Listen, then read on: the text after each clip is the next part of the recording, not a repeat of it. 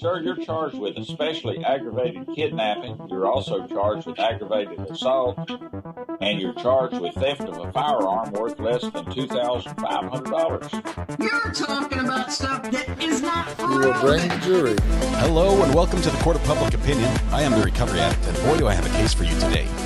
Why is the dog chewing on this guy? I think they have got the wrong guy there. The wrong guy. The dog was biting him. He roughing him up quite a bit. There's a lawsuit. It's bigger than you. It's bigger than me. It's bigger than all of us. Dati mihi Anglican for service Latin. Is that correct? That's literally not true. I didn't ask you to interrupt me. Oh, for Trump's sake. All right, welcome to the Court of Public Opinion. I am the Recovery Addict here with you for day 4 of the Duane Davis trial. Oh, you're welcome. You're welcome. Good to have you here. We're going to jump straight to court because we've got a feed from our cool feed right now. Welcome, welcome. We'll turn the music down so you can hear what's being said. And we have to, of course, give the internet away. Congratulations, Kim R16. You are first in chat. Everything IP-related worldwide is your responsibility because you were anxious to be here. So, sounds good. All right, off our plates and on to yours. We're fine with that. Good riddance, I say. Susan CR, thanks for gifting 5 memberships to kick this off. Thank you very much. Because he's the guy who lives rent-free in my head on a daily basis. All right. Let's fade this one out here. Wow. Are you ready? Are you ready for another day of this trial? It's going to be a doozy. Today we're expecting to have a lot of recordings played with transcript. Well, the transcript's going to be on the screen. So if you have an option to watch on a larger screen, just because of the way they present this in court, I would recommend you do that. It'll be much easier to follow if you can read it along on the screen. We can't do closed captioning, and the transcript they provide is much more accurate than the closed captioning would get us, even if we could. So do take that opportunity if you're able to, if you're able to use a TV or a big monitor. But before you go from your phone, make sure you click the like button. Let everyone know that you were here by leaving your DNA on that button. We'll be doing a test afterwards and see who failed to participate.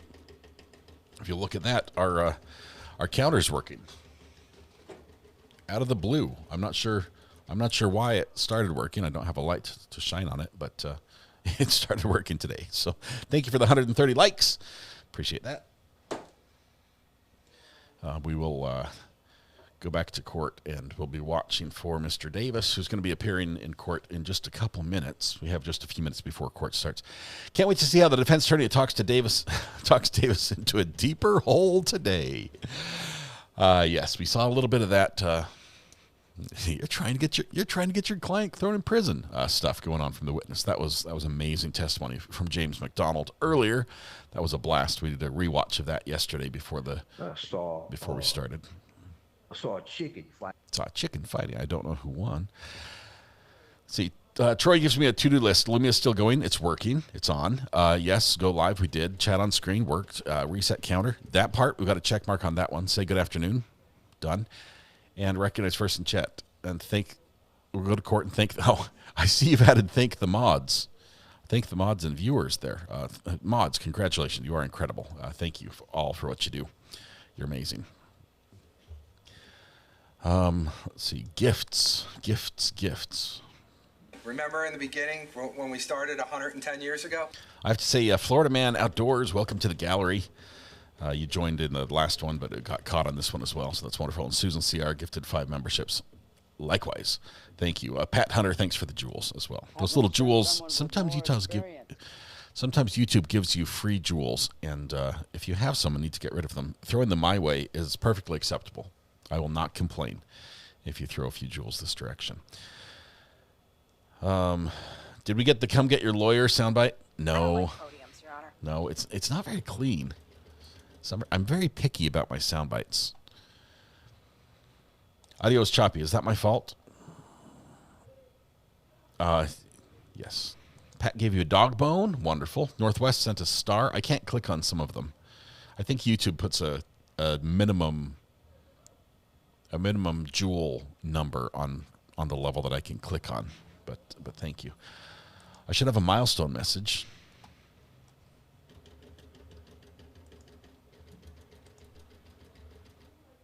I'm not seeing it.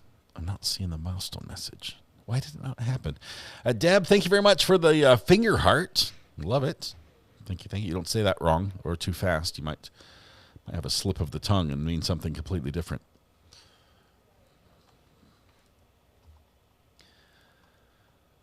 It's not choppy for me. Yeah, it's only for some people, which means it's a YouTube problem or it's a you problem. One of the two. Hopefully, let's blame YouTube for right now, because I think most of you know how to watch without too much problem. It's bigger than me. Bad Mouse Finals. Can everyone pray for my sister-in-law's mom today? She's hospitalized with sepsis. Oh, Hello. The discussing surgery and possibly amputation of her right arm. Oh, my goodness. Don't put a diplomatic plate We'll on definitely do. Bad Mouse Finals, thanks for letting us know. Thanks for letting everybody know as well. Let's see. Apples and orangutans here. You have to be careful about your sound bites. You don't want to fill up on empty calories. Saw a chicken fight. Pro tip, send milestone messages during a live when boss isn't busy opening up a new stream or recapping testimony. The zombie apocalypse may be upon us. And let me tell you as well, if you're honestly trying to get my attention, My mind. okay, I'm going to turn these sound bites down because y'all are having too much fun. If you're honestly trying to get my attention, if I'm looking this way or this way or this way or that way, I'm looking at court. If I'm looking this way, I'm reading chat. So if you wait till I look this way and then flag me in a message, I have a higher likelihood of seeing it than if I'm looking over here. But I do try to keep my peripheral open to big orange flags that say Recovery Addict on it. If he looks up, he's looking at a flying bug. Yes, that's true. We've been so good at keeping the bugs outside of the house this year. It takes a lot of. I think I have a spam call. Hang on a second. Please say this is spam. Hello? Hello? Hello, can you hear me? Is there a person there that's not a computer? I got a stubby little pencil. I'll take that as a no. They hung up. That was a computer for sure. I don't like podiums, Your Honor. All right, y'all are using all the sound effects this morning. Super T! Super T, welcome to the gallery. You are, in fact, an OG. Thank you for your support. Means the world to us, makes it all possible. Unfortunately, there's a delay. Oh, my goodness. That's mic abuse. Stop. They're still doing it. A lot of agencies have adopted that. Yeah, that sounds terrible. I hope they fix that before court. That would be nice. Let's see if we can fix that ourselves. Nope, we can't. Okay, so that's on the pool camera side. They'll hopefully get that that garbled voice fixed. The bot. All right. Let's see. Anything else we had to cover before we started today? Tammy says I can now sit down instead of stand. Yes. 25 months. That is OG status for sure.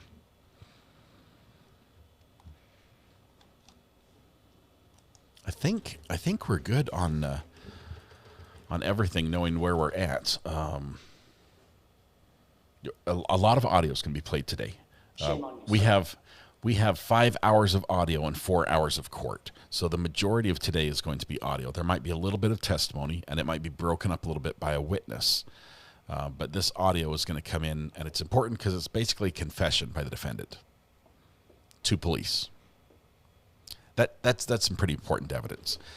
So we're going to hear that, and we'll see, who, as this list goes on. Honestly, I haven't heard this many big names be dropped at once since people were reading off the Epstein list. Now, granted, this is a completely different list. I don't believe there is any crossover that I'm aware of between the Epstein list and anyone involved in this case. But The names that get dropped in this case. It's fantastic. Lindsay LeBerg. Lindsay, 39 months. Hey, y'all. OG. Welcome. Welcome. Good to have you here. Wouldn't be the same without you. This might be the most fun trial yet. It's a throwback. It's a throwback. It's funny. I was looking at some of the throwback stuff. I'm like, what happened back? You know what happened in 95? In 95, they invented that 95, 96. I graduated in 95. They invented, no, I didn't invent this, but they invented the world's hardest motocross, like hard motocross off-road race in 1995. And I think they just had it. It's at a mine in, I forget what part of the world, but it's insane. They have like 400 motorcyclists trying to ride through boulder fields and forests and up hills that are basically cliffs. It's incredible. That was way back then, and it's been going 30 years. So, Red Pen has a nostalgia items list going for this trial, and it's a hoot. Maybe we need to make a secondary thumbnail with just nostalgia items on it. This is only 20-year-old audio, right? Because this happened in 2008, I think. This interview is 2008 that we're going to be hearing. By a show of hands, how many of you have listened to Tupac during the trial? Since it started, I've listened to more Tupac this week than I have in years, says Carrie H. I like the hummingbird, by the way, Carrie. It's beautiful. Looks like a ruby-throated hummingbird from where I sit. If they drop my name in this trial, it will be big. I wasn't even walking in the 90s. Gosh, we'll see if they. I'll put in a word, see if they can drop your name. Let's see. Last time we had a ton of name drops was the business restaurants all throughout the trial. Who was that? Murda? Did Murda have a lot of brands dropped? Is it on the Isle of Man? Is that where the motorcycle race is? It's named after like it's a big copper mine or something. A quarry. Gigi Sharebear says, Recovery Addict, I have a confession. Forgive me, YouTube, for I have sinned, she says. During the longer breaks, I've discovered videos on YouTube called Bushcraft, where a guy builds the coolest shelters in the woods. You never know. You might need that skill one day, Gigi. And when the zombie apocalypse comes, we're going to all be coming to you saying, do you remember what was on the video? How do we do this? What up, Stacks? Good to have you here. Welcome. That was the fire pit murder trial. What was her name? Melody Ferris? I think we've had 2 fire pit trials, if I remember correctly. Bling City Jewelry says, I was listening to Tupac a lot last night, especially Hit 'Em Up. I literally favorited the song. There's a picture of me rolling through. Hit 'Em Up. I wouldn't necessarily listen to it with your kids, depending on how young they are. Probably not one to blast at work unless you've got a pretty open-minded workplace. It's not one that you want to play in the office potentially, but I might have listened to it as well. Let's see.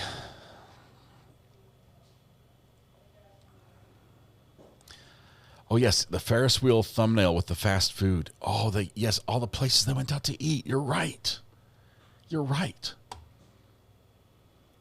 YSL had a lot of famous people, but I didn't know who they were. Yeah, these ones, their names stick out. I have to admit, Tupac, the music of Tupac and that era, I was not into music as much then as I was after. So I am more likely to know the name of an Eminem song than I am, the sing along to the lyrics of Tupac.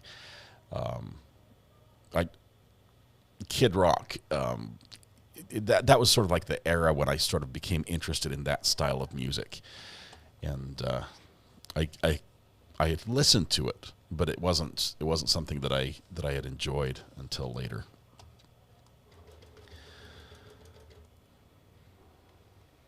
Let's see. Catherine Lynn says, still not caught up, but I'll watch live with y'all now. You should be able to catch up, no problem. I've had 2 short days. I was listening to They Might Be Giants in 1996, not Tupac. Oh, man. Build a little birdhouse on my soul greeners. That is entirely me as well. Let me be the bee in your bonnet. They have great lyrics as well. They might be giants. We need RA to start rapping. We don't need that. You don't need that. Trust me. I can tell you that. Did RA make an AI rap? I wrote a rap and had AI sing it. It was entirely written by me. It's called Big Dill, and you can find a copy of it over on our Top Mark Media website. May we approach? Thank you very much for the loot box. I love it. I think that's the first loot box I've received ever. I like it as a metal detectorist at heart. Finding treasure is wonderful. A little bit of Beastie Boys. Yes, a little bit of Beastie Boys. Had some of that. Yeah, there's the playlist where you can find Big Dill. It's our little our tribute to court cases that teach us all about gang life. My daughters were growing up in high school when they listened to Eminem, and holy cow, it was all rated, had it blasting from their bathroom. Yeah.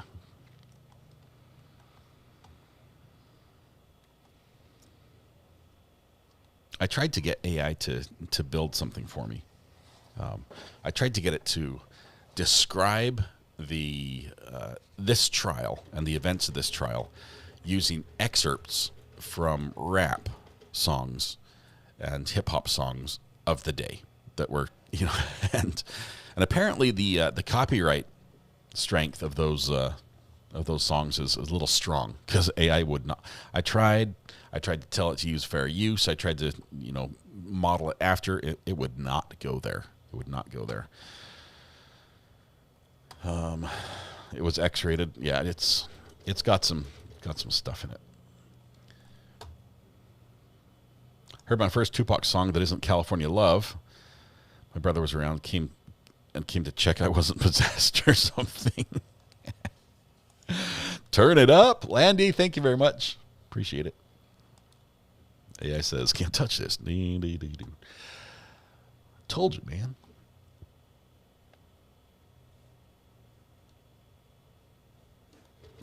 Let's see. I'm a classic rock girl. Can't do rap or country. Yep, I'm old. Hey, there's nothing wrong with a little bit of Eagles. I mean, that Hotel California, that's some good stuff. It's timeless too.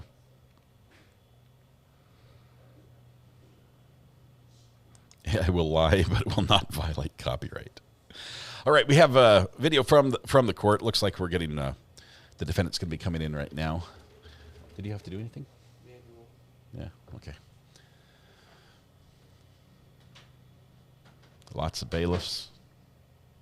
Some wearing the blue and black band on their badge, and others not. Not sure what that's about.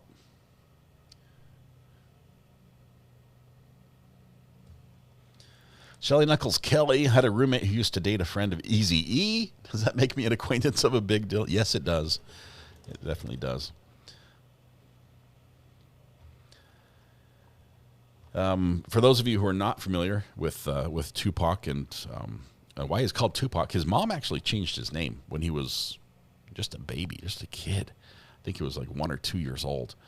His parents were, his mom especially, I think, was involved a lot with political protest movements, Black Panthers, I believe, and spent some time in custody for that involvement. Nearly gave birth to Tupac in custody, but changed his name to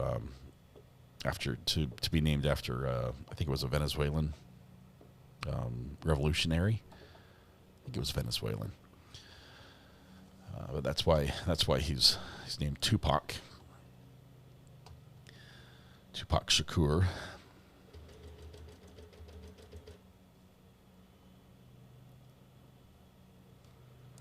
Good evening from Scotland.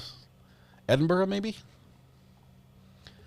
There's Mr. Davis with his lawyer and his entourage of bailiffs.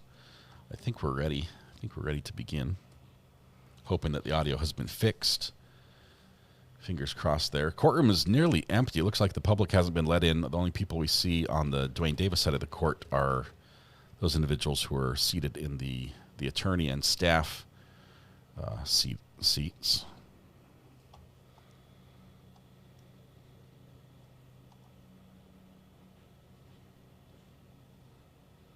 Wait, who gets the phone? Somebody's getting handed a phone.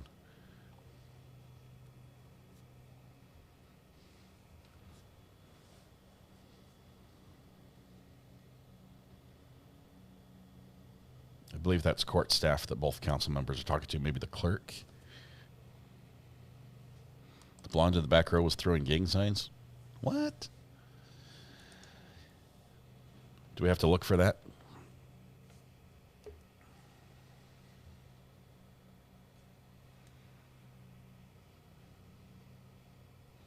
Judy says, popping in from the LC trial to say hi. Hope this trial is all you hoped it would be, and cheers. Wonderful. Hey, stay a while now that the LC trial's on a break today.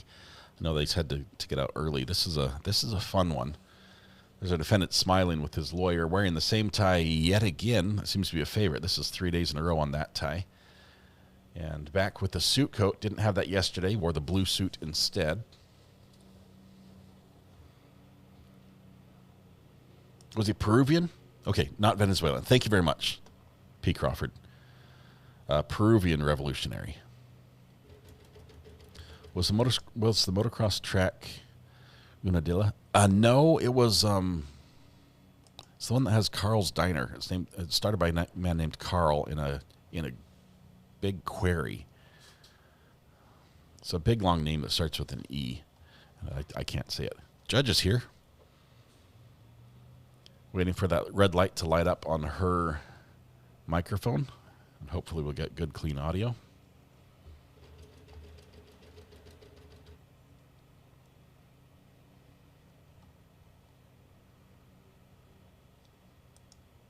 Yeah, Clancy is probably going to, I'm thinking closings, do they say Monday or Tuesday? For the Clancy trial. And that has turned into an amazing event. I'm speaking about the supporters, the huge show of support that showed up outside the courtroom. It's on one level it's bizarre, on the other level it's like completely understandable.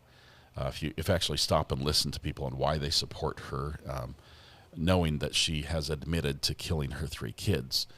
I think I actually have to give you DUI guy credit for this one, but Larry was saying it's an interesting thought, exercise to look at why Lori Vallow was villainized and why Lacey Clancy was not, considering some of the similarities in the case. But obviously, the reason why, what caused it is very different. But delusion leading to harming your children. Interesting.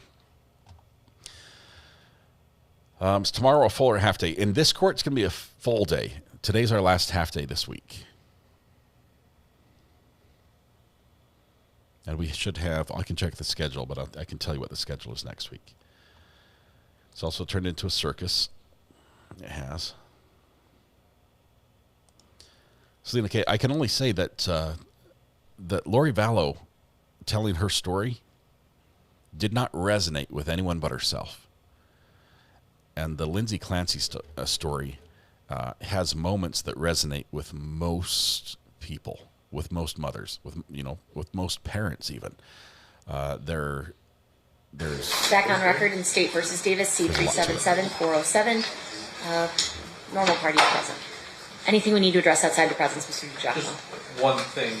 Apparently, it was marked, state proposed 145, and I said 149. And so the clerk marked it as admitted 149 instead of admitted 145. So we just need to correct the record. We're going to replace the 149 with the 145. She asked me to put it on the record. Perfect. Any objection, Mr. Sant? No objection. Perfect. That'll be done.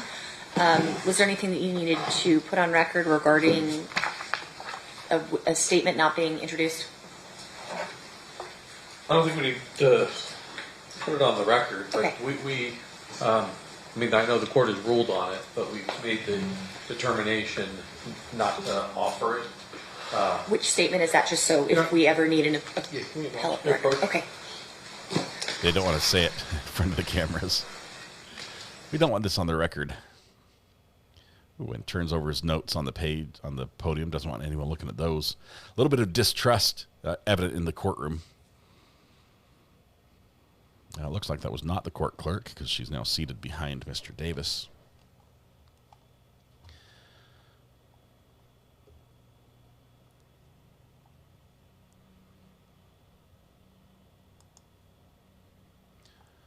One branch of my family traced their roots in northern Scotland, like the Banff area, where mine came from, particularly the Black Isle area of Rossshire. What that means is... All right, anything else we need to address before we bring the jury back in? No, Your Honor. There's probably remnants of a family castle up there for you. Jury? Here we go.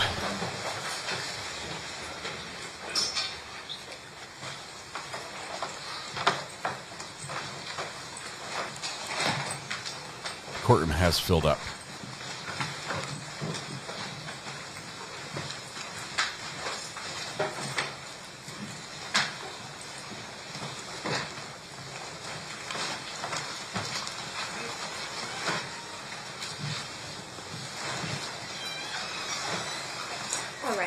The party stipulates the presence of the jury.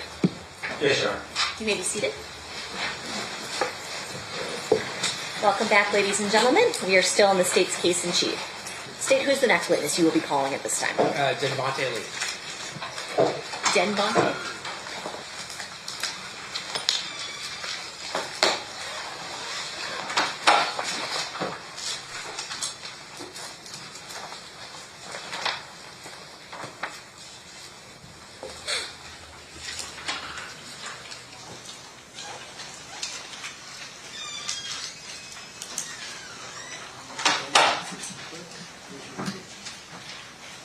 You do solemnly swear the testimony you're about to give in this action shall be the truth, the whole truth, and nothing but the truth, so help you God? Yes, I do. You may be seated. He dressed for court. Force culture. Is that what his word? May I please have you state and spell your first and last name for the record? Duane Lee, spelled D-E-N-V-O-N-T-A, last name Lee, L-E-E. Thanks, Mr. Lee, for being here. Mr. Duane, whenever you're ready, you may proceed. All right, thank you. Sir, you did not volunteer to be here, is that fair? Oh, another one. I didn't. In fact, you're under a court order to be here? Yes. Through a subpoena?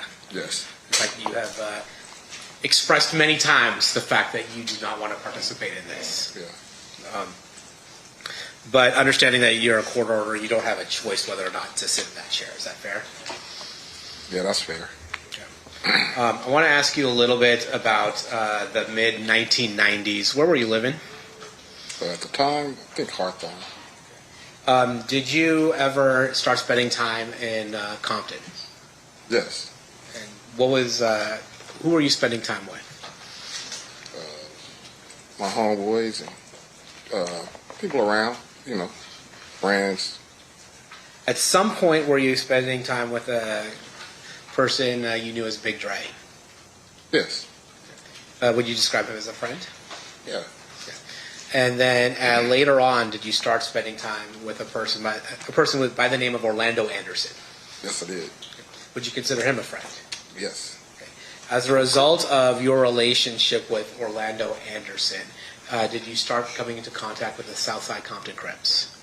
Oh, yes, I did. Can you tell us how that happened? Meaning, we used to go over there and, you know, hang out. And we wasn't from over there at that time, but we knew a couple of people. So, you know what I mean? We go over there, hang out, or whatnot, chill. And then is it fair to say at some point that you were given a option of joining Southside Crips or facing a different kind of repercussion? Yeah, it was I would say it was an option, like, you know, either or, basically. And can you tell us what the either or was?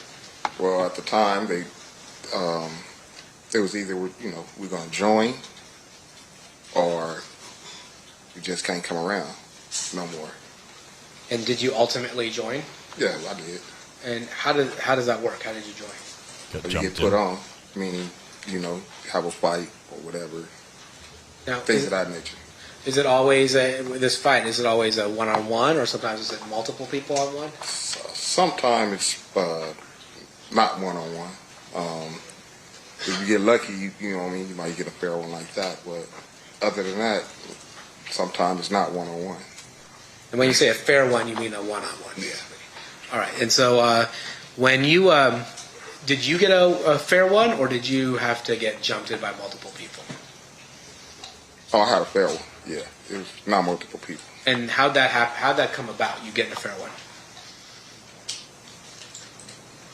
I don't understand the question. Well, did Mr. Anderson assist you in joining the Southside Crips?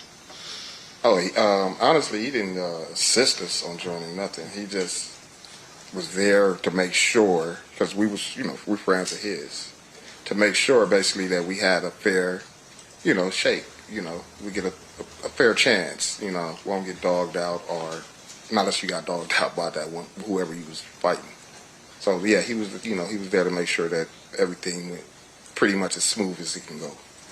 And so Orlando Anderson was basically looking out for you. Yeah, he was looking out for all of us. Now, are you familiar with a person that went by the moniker Keefy D? Yes. And who was he in the Southside Crips in the mid-90s? He was a hustler. He was known for hustling. That's what he was known. What I knew from him is he was a hustler. He, grew up around there. He was making money. That's basically what he was. Yeah.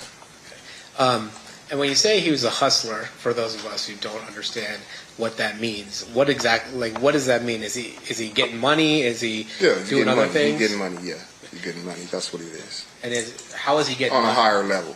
On a higher level. So he's not just getting. There are some people who are let's say hustling and get money on maybe a lower level, and then there are people who are making bigger money. Yeah, of course. You could say that's safe to say. He was on a bigger level. He was on a bigger level. And when we're talking about getting money, are we talking about through working a 9-to-5, or are we talking about narcotics? It was narcotics. All right. And then when you got initiated into the Southside Crips through a fair one. After that, would you hang around the Southside area a lot? Yeah, of course. Yeah. And is it sometimes referred to as the neighborhood? You said it was the neighborhood is like that's where we're from. That's where we're going to be. Okay. And you had said we had talked about Orlando Anderson. Did he have any relation to the Keefy D? Did Orlando? Yeah. Yeah, that was his nephew. Okay. Orlando was Keefy's nephew. Okay. Yeah. And being a Davis, or being part of that family in Southside, was that a big deal? I wouldn't say it was a big deal. I mean, because there's a lot of families in our neighborhood, but they were pretty, prominent family, And then, did the day you got initiated, did DeAndre also get initiated? Yes.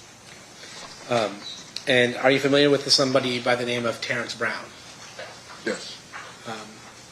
Was he older than you, or was he your age? Yeah, he was older than me. So, yeah, he was older than me. So I assume he was in before you were in. No, way longer. Yeah, before. Yeah. He's more of a you were kind of in the group that Big Dre, Orlando, that age group. That was that. Yeah, that's that era. Yeah, that was. Yeah. And then Terrence Brown was, I'd say, would it be fair to say Terrence Brown was part of an older group along with Mr. Davis? Yes. Okay. During that time, did the South Side have any rival gangs in Compton? We had a lot of rival gangs in Compton. Yeah. There's a lot, Understood. Was Mob Piru one of those rival gangs? Yes. And Looters Park Piru also? Yes. in the mid-'90s specifically, like 1995, 1996, was there a war going on between Southside and Mount Piru? Yes. I'm going to focus your attention to around 1995. In 1995, were you aware whether or not Mob Piru was associating with a music label? Yes, I did. Yeah. And what music label was that? Death Row Records. And were you familiar with somebody by the name of, or went by the name of Suge Knight? Yes. And would you say that he associated with Mob Piru? Yes. Okay. Were you familiar with somebody by the name of Tupac Shakur? Yeah. And would he also associate with Suge Knight, Death Row, and Mob Piru? Yes. Now, with regards to Southside, were you guys hanging out with another record label? I mean, we have hung out with another record label, yeah. Yeah. And what record label was that? It was Bad Boy. And Bad Boy, is that the record label that was being run by Sean Puffy Combs? Correct. And when you say you would associate with them, what would you go to concerts? Would you just hang out? What would be the nature of the connection that you saw between Southside and Bad Boy? I mean, we went to a couple of what you call that, like concerts. I've seen them before. That concerts or they came to our neighborhood before. And that's it. And when you would go to concerts, who would organize you going to that concert? How would you know to go to the concert? Well, we just basically all do because they say we got tickets or da-da-da-da, and we all, they'd be like, okay, we're going to go to the concert. You get your ticket and you go. Would you, was your understanding part of it was to ensure that Bad Boy was not bothered by other gangs? That was the basis of it, I believe. Yeah, I would say that. And was there a particular gang that people in Bad Boy were worried about? Yeah, they was worried about the Death Row. I want to take your attention to the summer of 1996, in particular the Lakewood Mall. Are you aware of an incident that took place at the Lakewood Mall in the summer of 1996? Yes, I am. How are you familiar with that event? Because I was there. This is the chain one, right? And that summer of Lakewood Mall, what happened? What were you doing at Lakewood Mall? One of our friends, he was going off to college, and he had went up there to grab some things to get prepared for college. So we went along with him. And, do you know where the money came from for this person who's going to college to get these things? Yeah, Keefe was helping, try to get, he needed, a lot of, I don't know what college kids need really, but, need a little TV probably, a little, clothes and things of that nature. And Lakewood Mall's not in Compton, is it? Not at all. Is it fair to say it's about 15, 20 minutes away from Compton? Yeah, if that. And just so things have changed in the last 30 years. Of course. Back then, you couldn't order things on Amazon and have them delivered to your house, right? You actually had to go No, somewhere. I doubt it. I don't remember. So at the Lakewood Mall, you were there with other Southside Crip members. Is that fair to say? Yes. And was Orlando Anderson one of the people that were with you? Yes, Orlando was with us. Okay. And then did you happen to run in that day into people from Mob Piru or Death Row Records? Yes, we did. Can you tell us about that? Well, we basically were coming from different sides of the mall, and we're, walking towards each other, and I guess we basically seen each other simultaneously, and we noticed people, they noticed us, they kept, coming our way, we kept coming that way, and a couple of words was exchanged once it got close enough, you know what I mean, and that's when the fight broke out. So a fight broke out? Yeah. And by that, we're talking about people punching each other, and tackling each other. Yeah. On the other side, were you aware of somebody by the name of Trayvon Lane there? Yeah, I was aware of Trayvon. Yeah. And in particular, there's talk about a death row chain or medallion hanging from Trayvon Lane's neck. Did you see that? Yeah, I seen. Did I see the chain? Yeah. Yeah, I seen the chain. Okay. During the fight, did anything happen to that chain? Yeah, during the brawl, it came off his neck.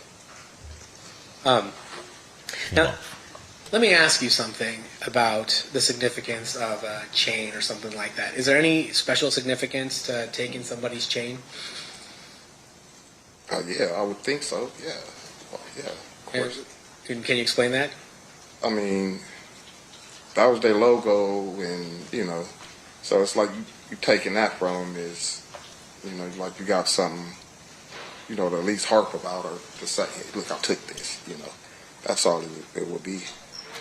Would it be considered disrespectful to rip somebody's chain off? Yes. How did that brawl end?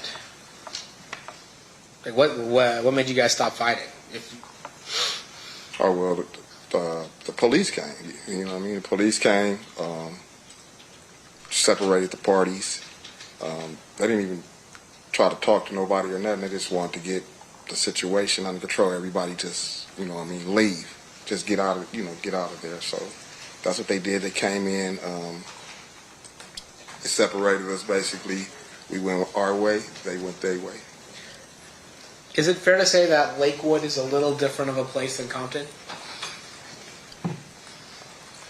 Yeah, somewhat, yeah. Yeah, it is. A little more suburban?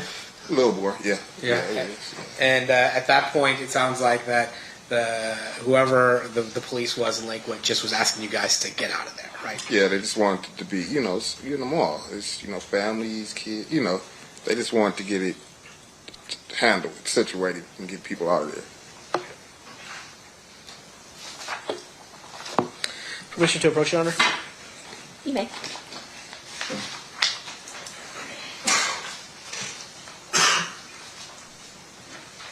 I'll show you some photos. Exhibits that's already been admitted. I'm going to show you Exhibit 62. Who's that? Mr. He doesn't look angry. Show you Exhibit number 63. Who's that? Mr. Anderson. Show you Exhibit number 64. Who's that? Mr. Smith. Let me show you Exhibit number 65. Who's that? Mr. Brown. Let me show you Exhibit number 60. Who's that? So that's Trayvon. Okay. And I'm going to show you Exhibit number 70. Do you recognize the people in here? The ones' faces that aren't blurred? Yeah, the people I know is Orlando, me, and Big Dre. And then, is this just a wider out version of that photo? Yeah, same thing, same deal. What I just told you, us three. Okay. And then I'm going to show you what's been already admitted, States 66. Do you recognize who's in that photo? Yeah, Orlando and Keefe.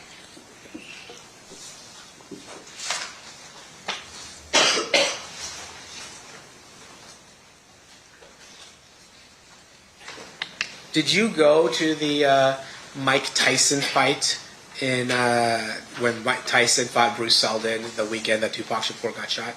No, I didn't. How come? I was incarcerated. It's fair to say that that incarceration began in July 8th of 1996? Yeah, somewhere around there.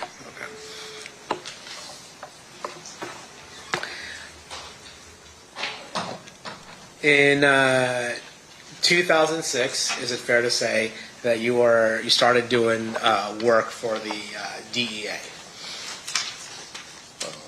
Yeah, HIDA. Yeah, HIDA, yeah. Yeah. And is that after you got caught trafficking some drugs as well?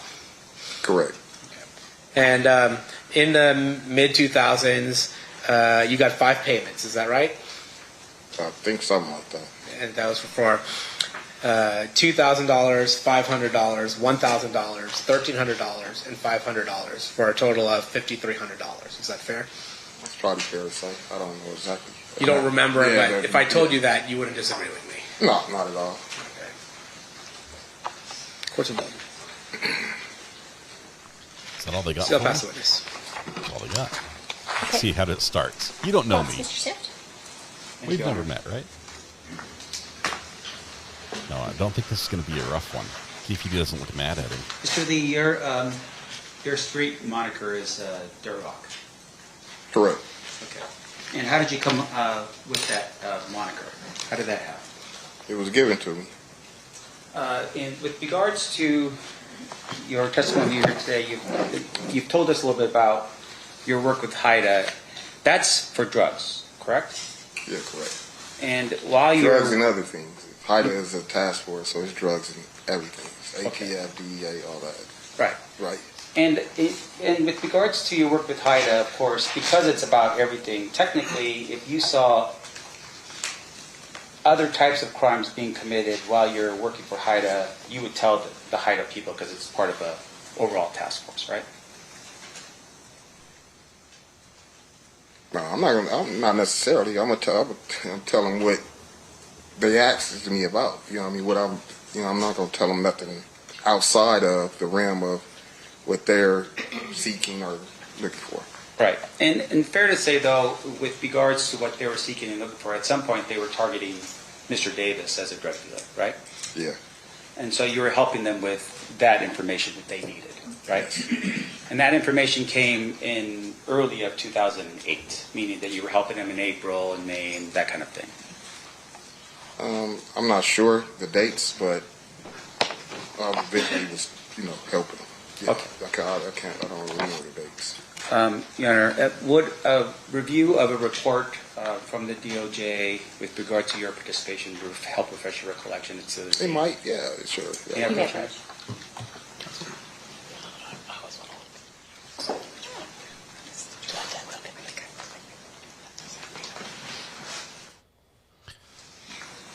I think the little just take a look at the report. Emblem on his sleeve says hype mark. Trying to find the shirt. Where's the date? Is it?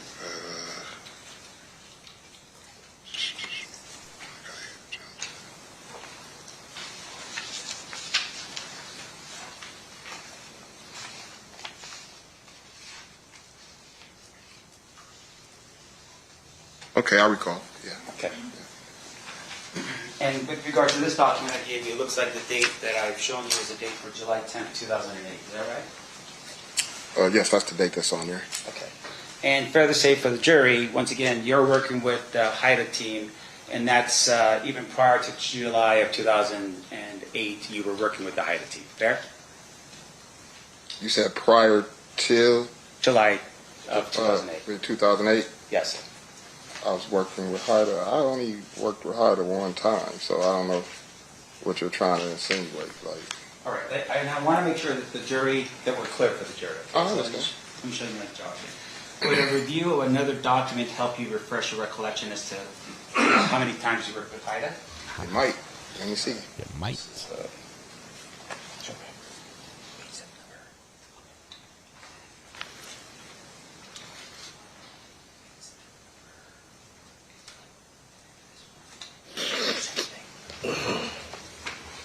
Yeah, Bush, Your Honor? You may.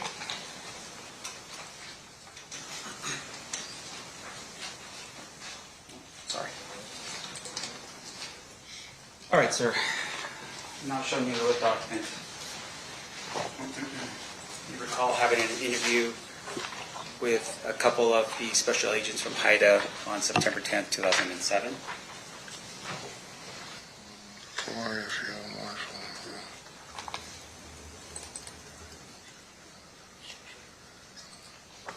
Yes, I recall. All right. And then also, once again, just for the jury's edification, showing you a document here. Were you also working with HIDA on April 3rd, 2008? See, working and being interviewed is two different things. Okay, so you're being interviewed by HIDA on April 3rd, 2008. Yeah, that's what it says. And you were given information with regards to Mr. Davis on April 3rd, 2008, right? I didn't get no information about Mr. Davis. I didn't even know at the time what, you know what I mean? I was there on what I was there for. Once again, this is about drugs. I'm talking about drugs. So with regards to, regarding 2008, April 3rd, were you there to speak to HIDA agents about drugs?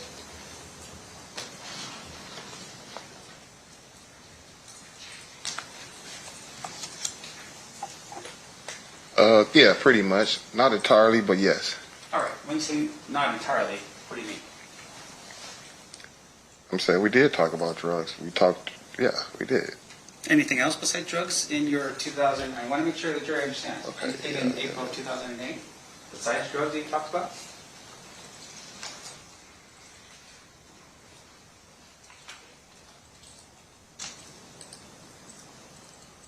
No, that's it. That's all we talked about. All right, thank you, sir. Now, in your time that you've spent with HIDA, you had shared some information with regards to what we now call the Lakewood incident. Remember, we just talked about this a second ago? Yeah.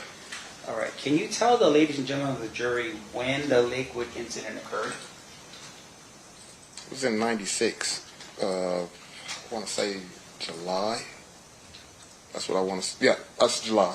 I feel it's July of 1996. Can you help us as to how you know it was in July? Yeah, because it was the summer. It was in the summer. And he was getting ready to go to school, so I know he had to be there that summer. You know, start up his training and stuff for football. Okay. So if somebody else, an FBI agent, came in here and told us that it was a couple weeks before the fight in Las Vegas, would he be mistaken? You said who came in and said what? If somebody else testified about that date and said it happened at Objection, Your Honor, to have this witness talk about what another witness stated. I'm just asking you. And that witness was sitting with peace. We can't Right, opine as to whether he's mistaken or not. I'll withdraw the question, Your Honor. Okay. Let me ask you this. You shared the details of the Lakewood incident, right? You told people you described it, fair? Describe it to who? To various different people over the time since the time it happened. You've explained it to various different people. In fact, to us right now, today. Yeah, so I mean I did, because I'm doing it to y'all right now, so yeah. Right. And so with regards to your description, can you tell us, describe for us what happened during the Lakewood Mall incident? Same thing I just told. We got to fight. Yeah. Now, isn't it fair, though, that at some point in the future, and I want to make sure I'm clear as to the date, you had an interview with a Detective Mogg from Metro? Oh, yeah, I did. Okay, and you recall that interview was actually on July 11th, 2023 in Las Vegas? Yeah, about that, yeah. Right. And would looking over a transcript of your interview with Detective Mogg help refresh your recollection as to what you told him on that day?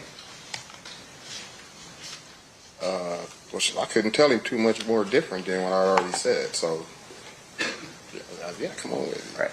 Yeah, come on with it. All right.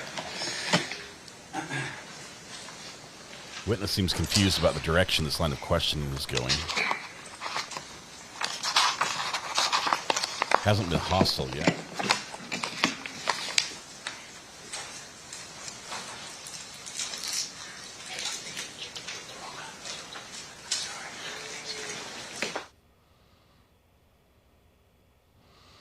You have to mute the mics when the prosecutor starts whispering to a co-counsel. Yeah, put you on. Yeah.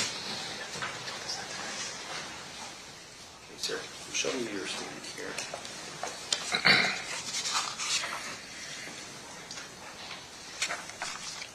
And I want you to read the highlighted question. Yeah.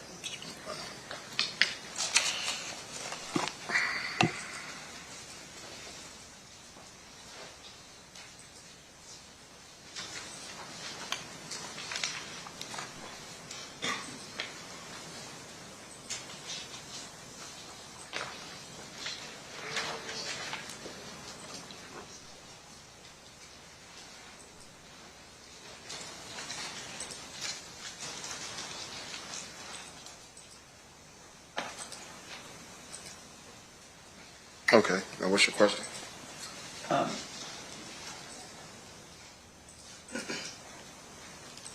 Now, with regard to what you reviewed, fair to say that you told Detective Mock a more specific sort of thing that happened at the Lakewood Mall, right?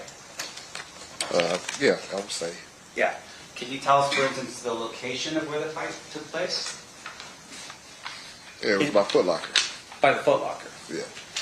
In fact, you had made mention that the fight at the Foot Locker was so bad that they had to remodel it after the thing had gone down at the Lakewood Mall. Fair? Yeah, it's turned into the World Foot Locker.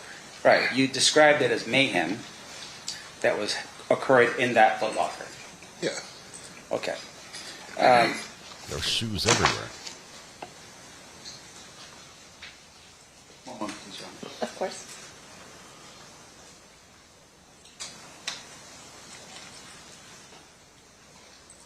Your Honor, I have no further. Actually, I do. Sorry, let me back up real quick. Nope, that's it. I have no further questions of this witness. Any further questions, Mr. Phil? Of course not.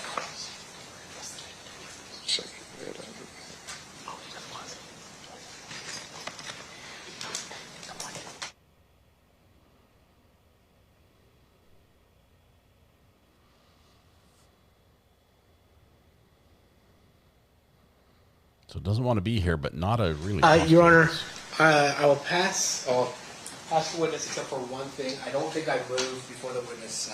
Please, I don't think I moved the exhibits into evidence. I just want to be clear about that before the witness is off the stand. Okay.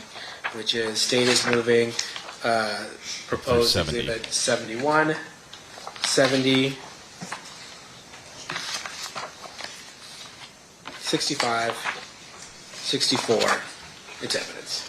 64, 65, 70, and 71. That's impressive, yeah. Any objection? No objection, Your Honor. They'll be admitted. Thank you. Then with that, no further questions. All right. One final thing, Mr. Lee. Anybody from any members of the jury have any questions for this witness? Okay. Got it. Can I have the parties approach? There is at least one question. So the shirt says force of nature, force culture, something like that. Not sure what it is. I'm looking for it online. It's jeweled. I think it's force of nature, maybe. Keefe's smiling at him. All right. A question from one of our jurors, Mr. Lee. What did you receive multiple payments for if you gave information to HIDA once? Well, it was during, the course of the investigation and things like that. That's what it was for. During the course of the whole thing, they have different ways of, looking out for you or giving you something to try to help your situation or something like that. Any follow-up based on that state? Nope. Defense? You got. No, Your Honor. You got to feed All the right, rat. thank you for being with us, Mr. Lee. You are excused. You're welcome. Looking for eye contact. Who's your next witness, State? So we're going to play the 2008 statement, which I think will probably take up the rest of the day. Okay, so it's already been admitted. Remind us what exhibit that is.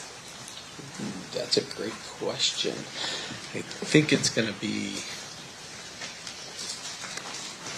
Actually, I don't know. I'm going to have to grab the disc. Okay. I have it uploaded on my computer. Get ready. We get to hear some audio and read along.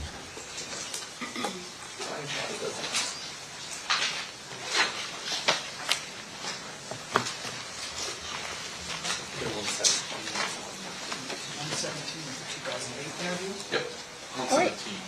So you can proceed with playing Exhibit 117 then. Not too loudly, though.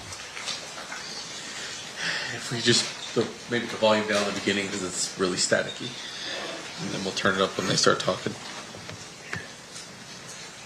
I'll take that warning and turn the volume down myself.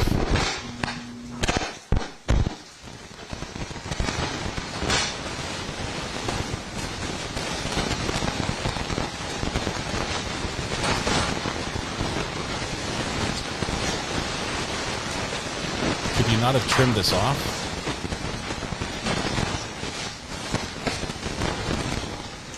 fast forward it.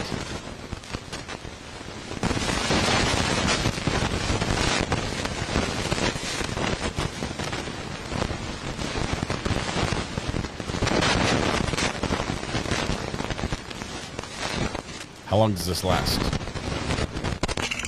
Oh, here we go. Here we go.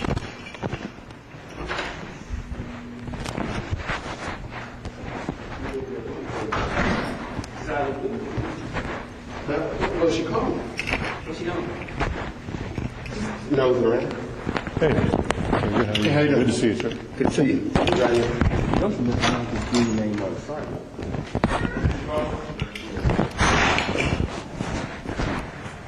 Get this thing catered? Very good to see you now.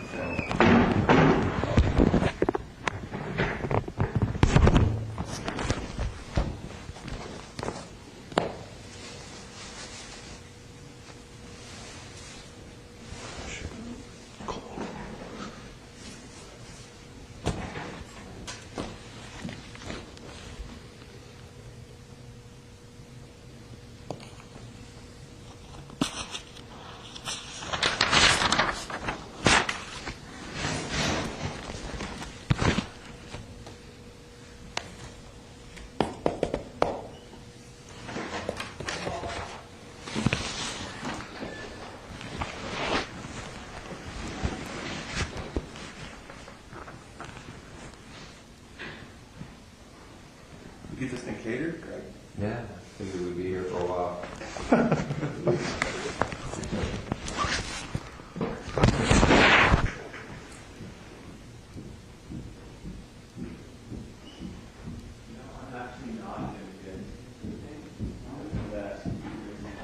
Oh, dude, you can just walk out there and buy breakfast. And not do that. Yeah? Hey, man, you hungry, Pete? You want something to eat? We're going to be here for a while. A couple hours, 3-4 hours maybe. Oh, maybe man, I have to pick up my wife though. What time? 2:30. Okay, we'll have you out of here by 1:30. Oh, look. If they have any of that white home liquor,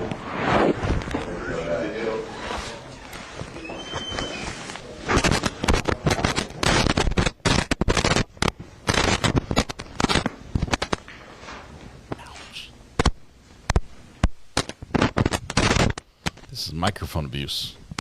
It's a felony in progress.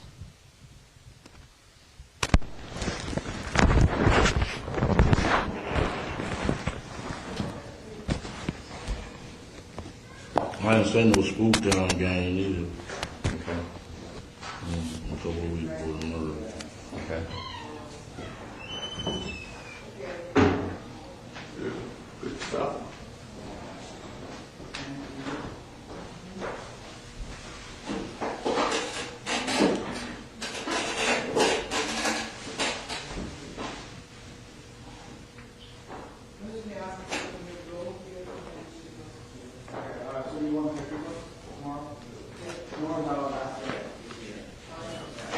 who is this guy again?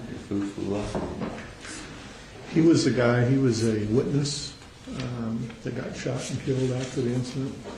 And before he really had a ability to make any statements.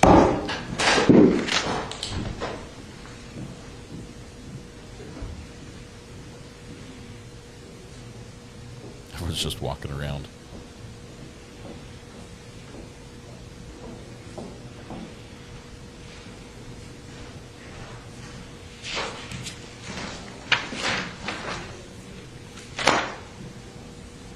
At least it's clear right now. Hopefully it stays that way through the interview. This is not a bad recording for 20 years old.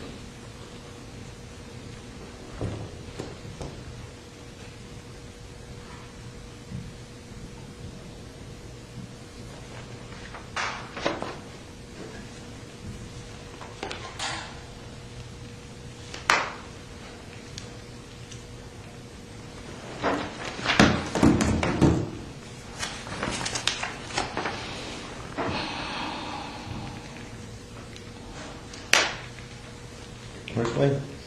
He's out there talking? He's talking to Dupree, yeah.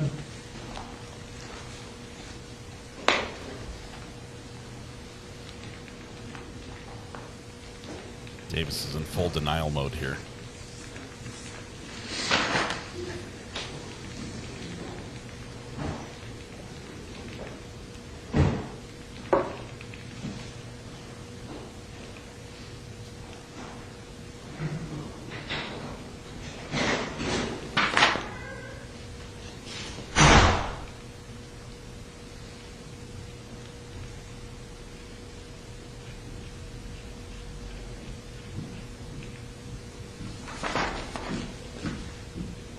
I never said I seen Reggie Wright up there either.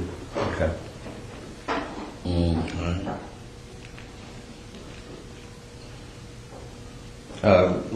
Regarding what? In Compton or at the Biggie thing? At the Biggie thing. Okay.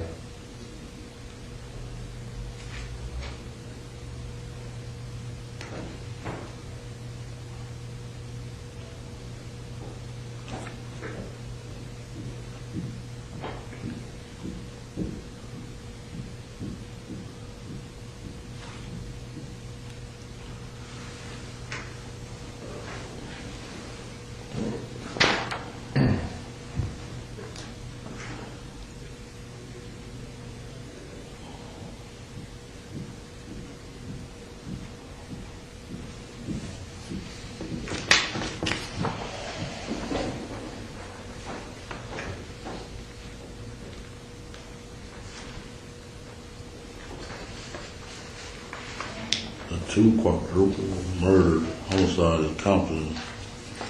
Concerning the two, okay, yeah.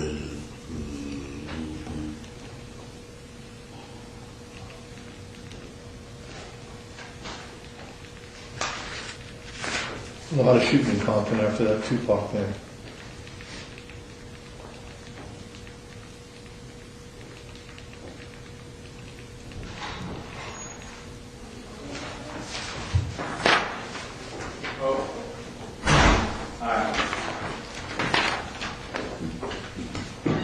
Sorry for the late, guys. You know how it is. It's so difficult out here to make a living. Trying to hustle? Oh, I'm trying, man, but nobody wants to buy anything from me. No, I'm just kidding. Wayne Yes, sir. keeps going over his original statements that he gave after his arrest back in 90, whatever. Are you hiding the donuts and coffee and all that? These guys wouldn't let me get in. See? I know how y'all are. I'm trying to help you out, man. I'm looking after your heart. See a fat boy and you guys are like, yeah, we're gonna fool him, make him come to me. Okay. Oh, God.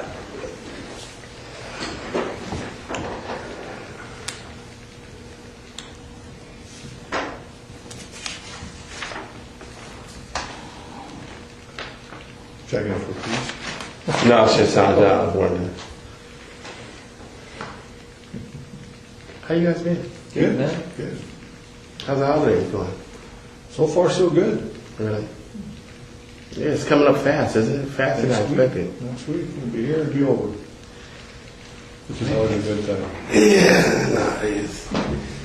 Yeah.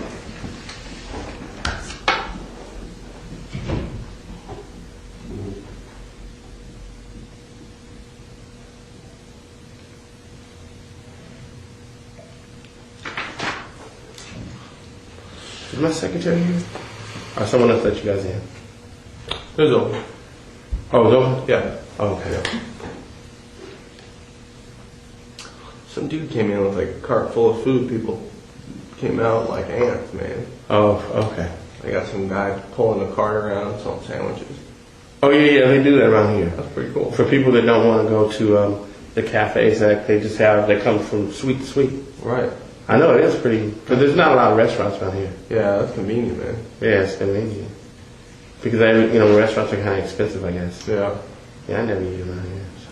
Does that dude charge a lot? I didn't ask him how much it was. Yeah, probably $5 to $6, whatever they can get. Yeah. Cool. But it's a smart move. It's smart because, if I make a couple $100 a day.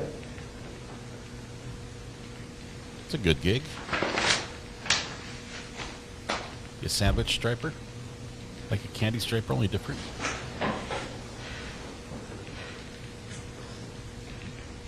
See you in a while, man. You know, it's a holiday, you know. Yeah.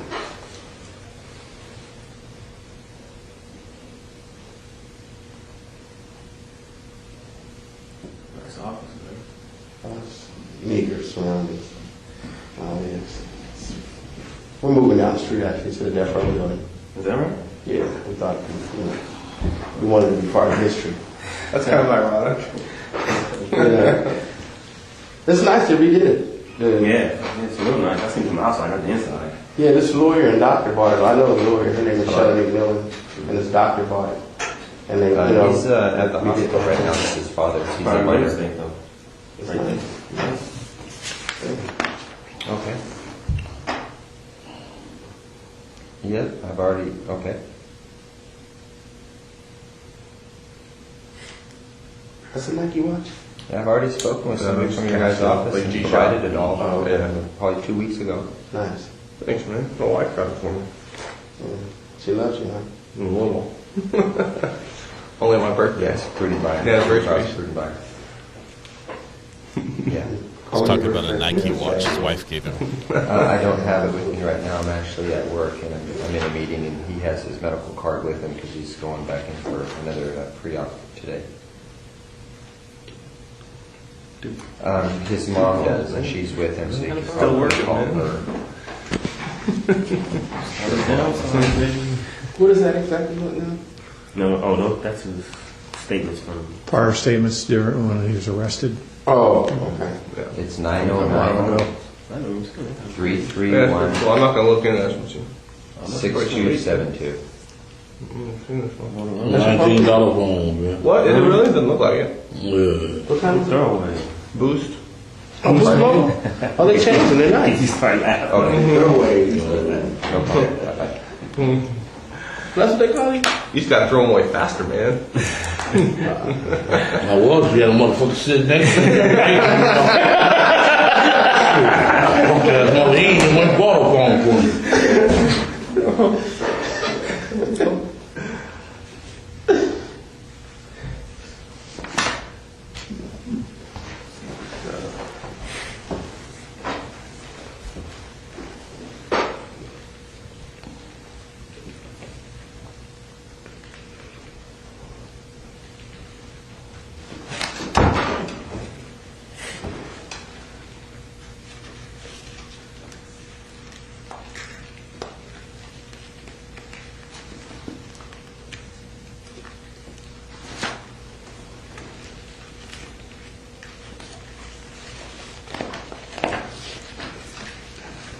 I like the way that Vegas does their reports. It's almost like a federal report. Yeah. A lot of those agencies have adopted that federal reporting system that the FBI uses for the way they structure their reports. I don't know why. But anything's better than LA, though. LA are so screwed up the way they do it.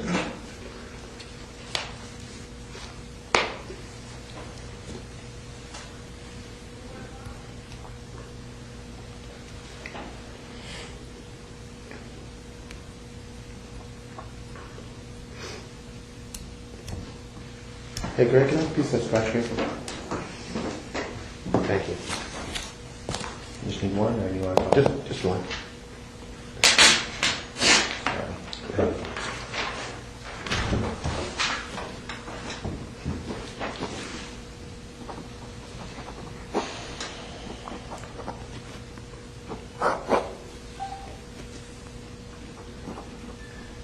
It's quiet right now because Mr. Keefe D is reading his prior statements.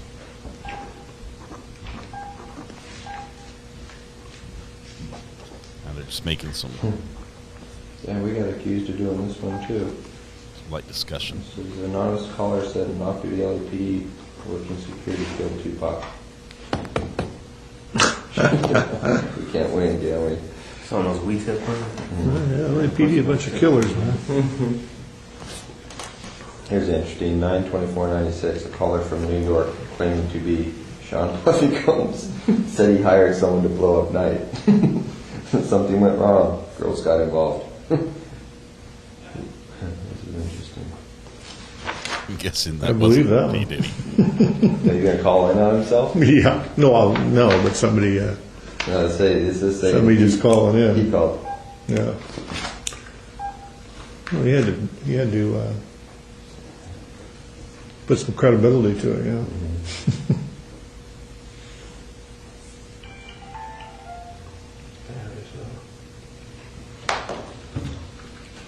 There's no witnesses on the stand right now. This has been admitted previously and it's now being played for the first time for the jury. So the witness box is empty.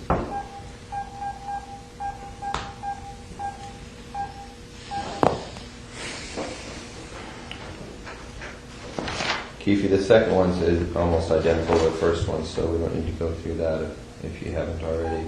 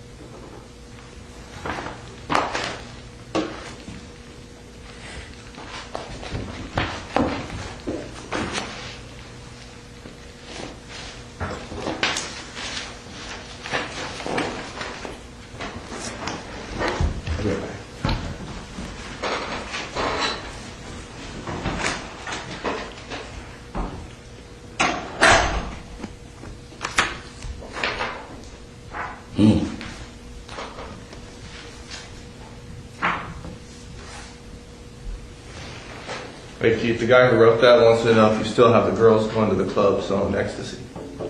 Selling ecstasy? Yeah, that's the guy who wrote that. Crazy as hell.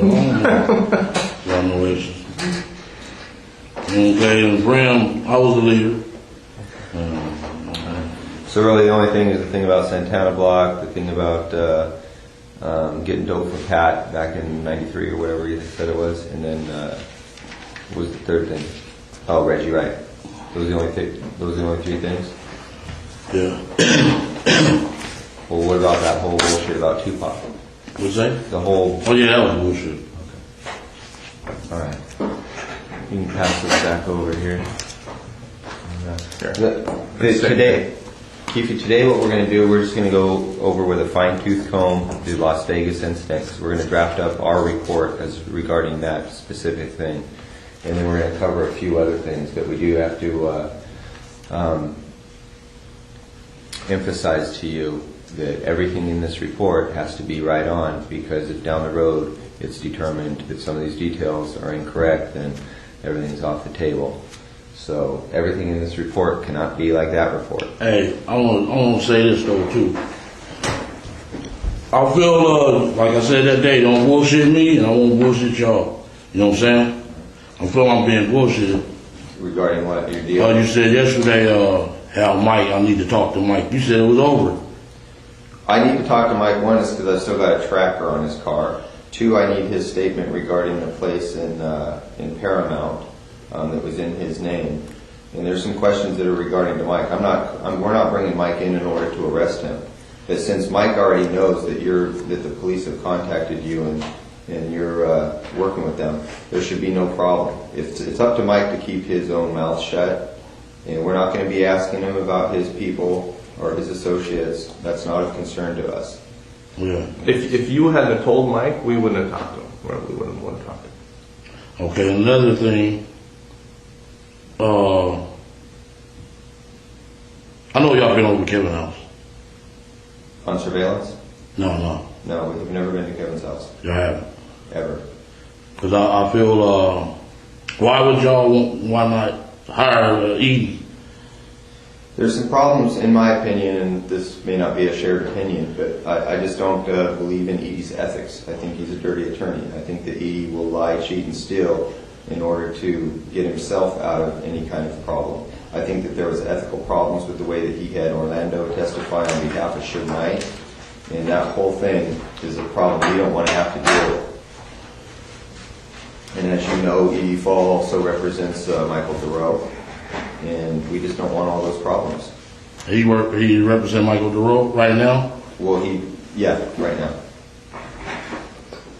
Him and Renee Campbell. Yeah. You know Renee Campbell? And I know Al was in San Bernardino. He ain't had no fucking reason being down there. You know what I'm saying? I'm up on everything, dude. You think I'm not? Well, you got to do your homework. We respect that. Don't read too much into anything. I'm not gonna do nothing to them dudes. I'm over, man. But I'm up on everything, dude. Well, that's why he was in San Bernardino. What the fuck? He wrote me a letter. I'll never tell on you this and this and that. Ooh, man. I know you was in San Bernardino, coming to MDC, coming to see y'all, all that. I know all that shit, man. It was about 2-3 years ago. I know about the Tommy thing over there in Carlton Square. Boom. He told, man, I know a whole lot of shit, dude. Okay. Well, you probably know more than us. We're doing our homework as we go. But again, we just don't want to deal with those problems that come along with Michael and that attorney. I don't believe in the guy. Yeah. I've had my encounters with him before, and they didn't go well. Yeah. And Keith, some of the people that might be real close to you that you may want to protect may be the same people that sold you out. So take that into consideration when you're saying, I don't want to give up Compton, I don't want to give up my homeboys, stuff like that. I'm not saying anybody did it, but I know close to you may have. Yeah, I know. He said Eddie or Pat could be working with us, and that fucked me up. You know what I'm saying? Well, Keith, let me say this. I know you. And I know. Let me say one more thing. Yes, sir. And you said, I got some shit gonna break your heart, gonna break you to your knees. I know y'all was gonna arrest me for this shit, man. You know what I'm saying? I knew that shit, dog. You know what I'm saying? Yeah. But that's how it goes. That's how the game goes. Yeah. You know how it is. Yeah. These dudes are cold, man. Well, let me say this too, Keith. I'm serious. I never thought I would retire. But y'all heard me on the phone, man. I'm through with this shit. You know what I'm saying? Too many dirty motherfuckers, low down, cross artists, everything. But they don't know I'm putting the double cross down. Fuck it. I'm with y'all. And now, let me say something. Yeah. I know you have used Edie and you felt comfortable with Edie. But I want you to say this, and I know you sent him a lot of business stuff. But I would think you would think at this point that maybe you shouldn't think that way because you wouldn't be here. Because a lot of people that he dealt with may have participated in getting your ass here. I know. So I think you might want to look at it a little differently. Yeah. You got to look at the whole picture, and I think you're starting to do that. And when with Snoop Dogg uncle, you know what I'm saying? Then at the airport with the fuck ass plane tickets, y'all ain't got him out. And his wife even put him on blast. Said, I don't know how you got out. Just hold on. All the people, all the speculation. Just hold on to that. Just leave it alone, yeah. I'm gonna leave it alone, because that'll make me mad, all that shit. That's why I smoke weed, because I'm a dangerous motherfucker without smoking weed, dude. I get mad easy, you know what I'm saying? We know you, man. We know what you can't do. That's how Greg is without coffee. Yeah. Y'all be sitting there, keep me calm, keep me from hurting people, man. You don't want to do that. Well, you know what, man? Just like you out the game, leave all that behind. Yeah. My advice to you is just stop thinking about who did what, and just think they all did it. Yeah. And then just trust the person that's sleeping in your bed with you, your wife. Other than that, just shut it down. You messing up. Forward. No, and your lawyer. Or your lawyer. Yeah. I'm trying to. I understand. This is a dirty war. And let's let this Greg got some other stuff he wants to talk about. Okay, good. Yeah. What this ultimately comes down to is how valuable your life is, your family. And when I say your family, I don't mean your extended family. I mean your brothers and your sisters and your wife and your kids. That's it. Anything beyond that, as far as we're concerned, is fair game. Kevin, thought Speedy. Kevin will work out his own deals. Speedy ain't got a lot on the table. I don't think that's going to be a problem. And you know, we'll throw that one in if that's what's important to you. We'll throw that one in. But besides that, man, everything else is fair game for us. I just want to say this, and me and Keith had that conversation. I tried to explain to Keith. You know, some people out there that you may have love for, but you can't control. That their stuff is way out. That's not within your zone. You know what I'm saying? So you have to understand that. You know, all of some of the bitches did me dirty. You know, they're not. You know, they're out of the zone. So. A majority of them, you know what I'm saying? Again, don't think beyond your family. Don't be concerned with anything beyond your family. Right. Kevin will come in, he'll work his own deal out. He's got to do that. You know, he's got a lot of liability out there in Richmond. And so your brother's going to have to come in and work his own details out, which I'm sure he'll do because he doesn't want his own family disrupted. And he can help himself, but if you can't control him, you know, that's his situation. He created it. You don't have nothing to do with you.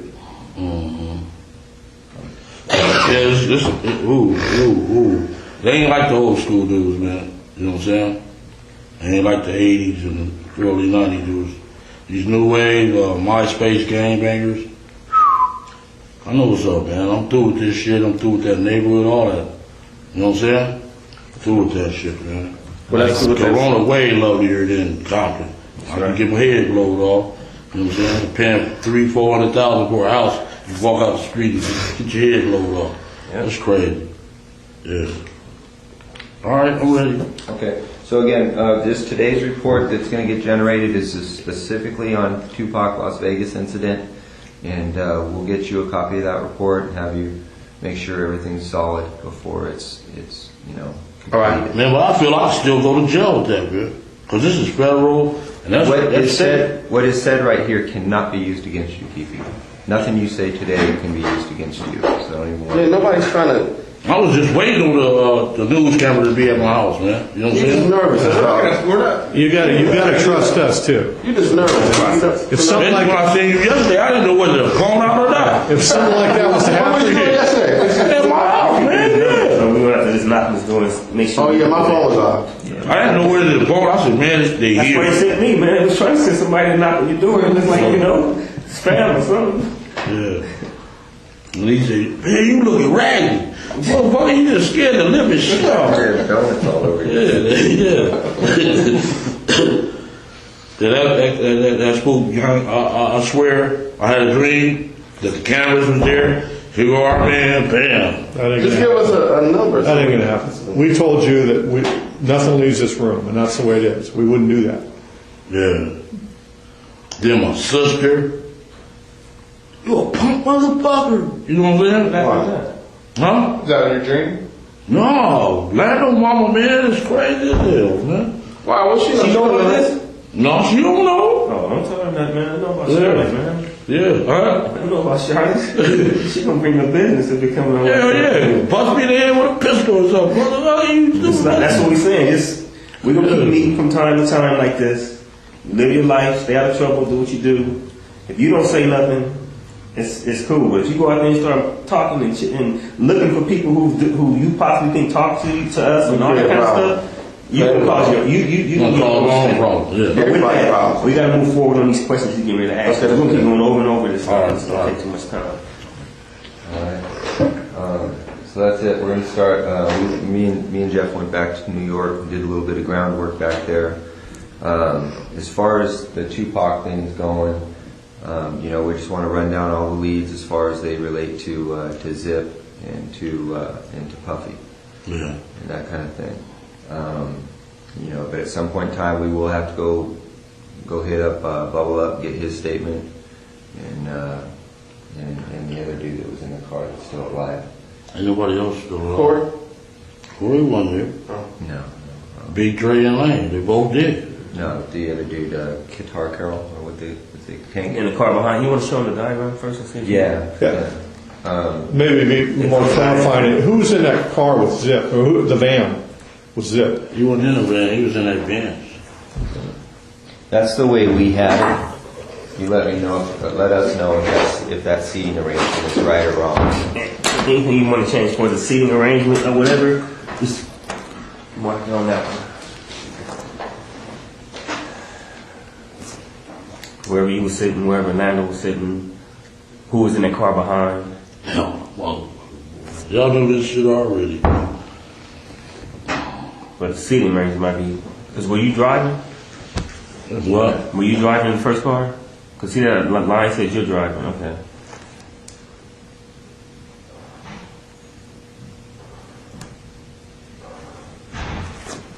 And who was driving?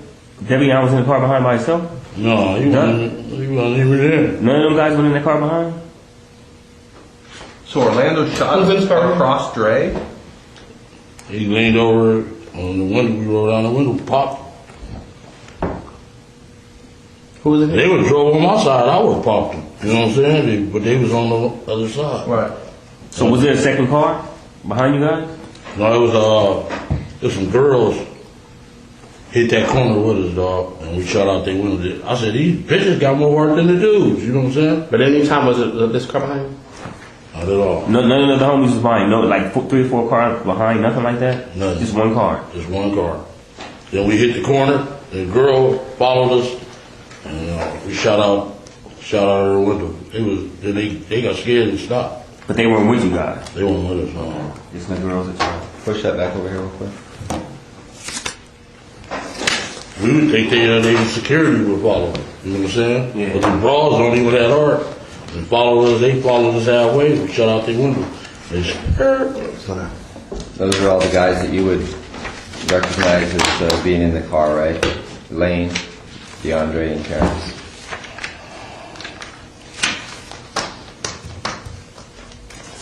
Yeah. Okay. T-Brown. Yeah.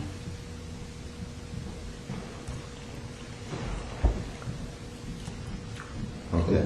So Orlando would have had to lean over the top of Dre, right? Yeah. Okay. He did. Okay. All right. Well, that's what all the witnesses said too from the back. I mean, That was a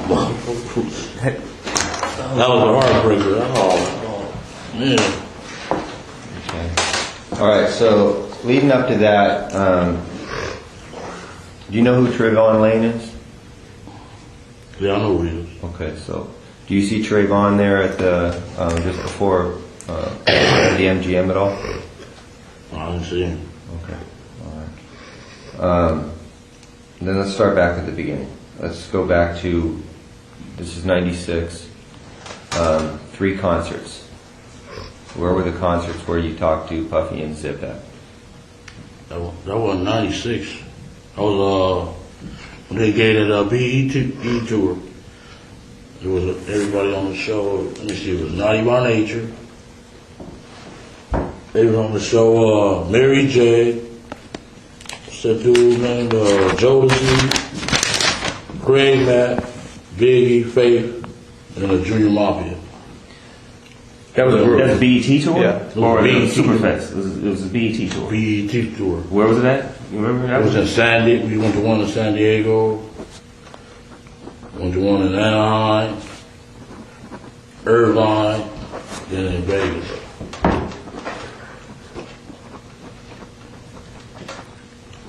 And all 4 of those locations, San Diego, Anaheim, Irvine, and Vegas, that was all the same tour?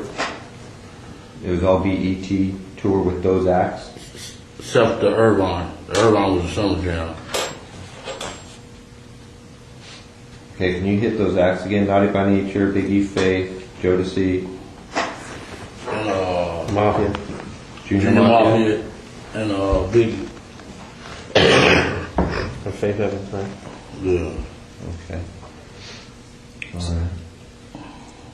That was the Bad Boy So all the lineup. acts on there were from Bad Boy, basically. Mostly, yeah. And he had managed Jodeci and Mary J during the time. So it was pretty much a Bad Boy Puffy Yeah. tour. Are you going to be able to track down those dates, Darren? Yeah, I can look it up. Okay. What better? Yeah. All right. Now, on all 4 of those occasions, there's San Diego, Anaheim, Irvine, and Vegas. Which ones do you actually talk to Puffy at? Every one. Every one of them. Yeah. Which of those 4 is it when you talk to him about murdering Tupac? It was really about both of them. Either one of them. It was Tupac and Suge, you mean? Yeah, Anaheim. A couple of times at Greenback. And where? Greenback. Sunset. Hey Greg, do you want to go back to like when they first like got in contact? Yeah, we can start there. What year did Flint introduce you to Zip?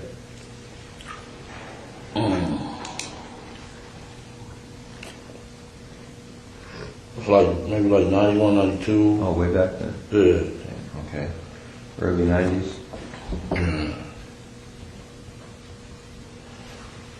Where does Flint introduce you to Zip at? We had a baseball game.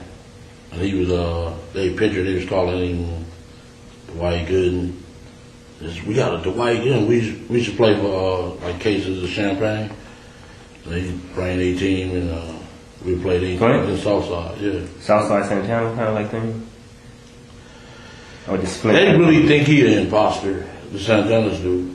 You know what I'm saying? Cause he just, like, really, they charged him, you know what I'm saying? He wanted to join their gang, they was the baddest gang back then. But they don't really recognize them. They be on their ass, asking them for money and everything. But it was Santana's baseball team. No, it was some LA dudes. It was Kelly, Keyshawn Johnson, a few more dudes. So is it like a high school field? Like a local field? No, that's South Park. So, okay.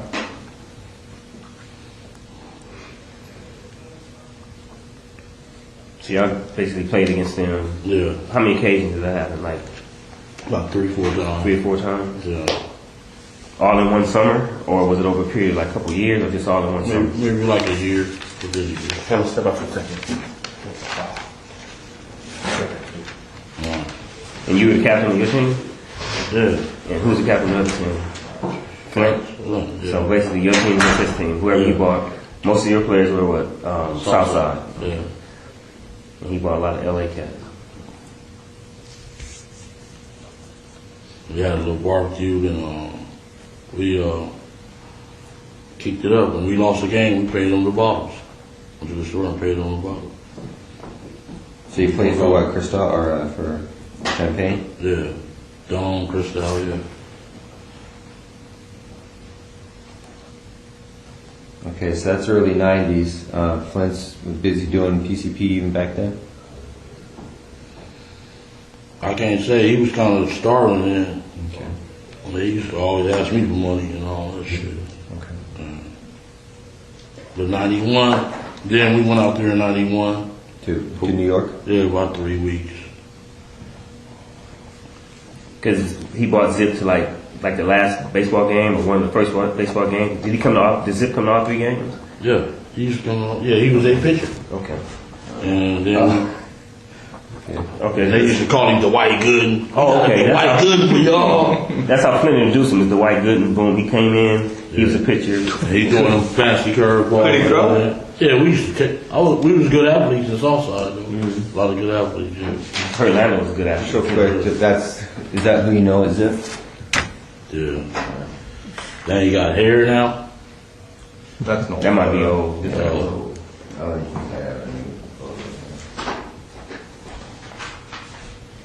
So when you went out there in New York, where you guys stayed in? Who you stayed with? We stayed at different. We stayed at what was that in the Bronx? At what is that? Best Western in the Bronx. I don't mean to take over the interview, but Then we stayed at his house a couple of times. You know, during that period of time. At Zip's house? Yeah, his little apartment. It was in Jersey City.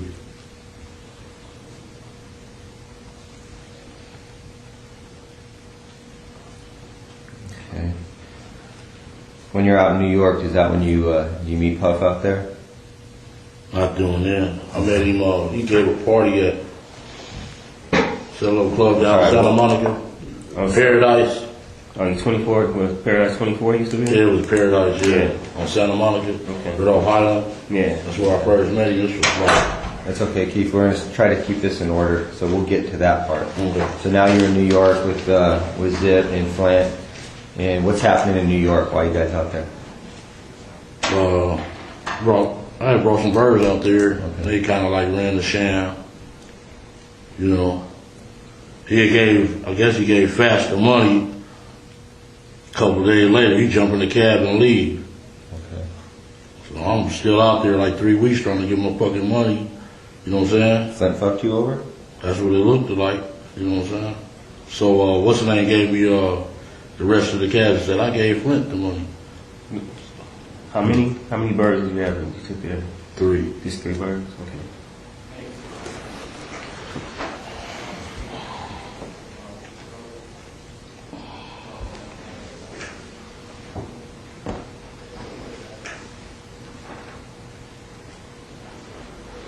Because Zip tells you that he already gave Flint the money, Flint's boned out. Yeah. And then Zip gives you the remainder of the money? Yeah. How much was the remainder?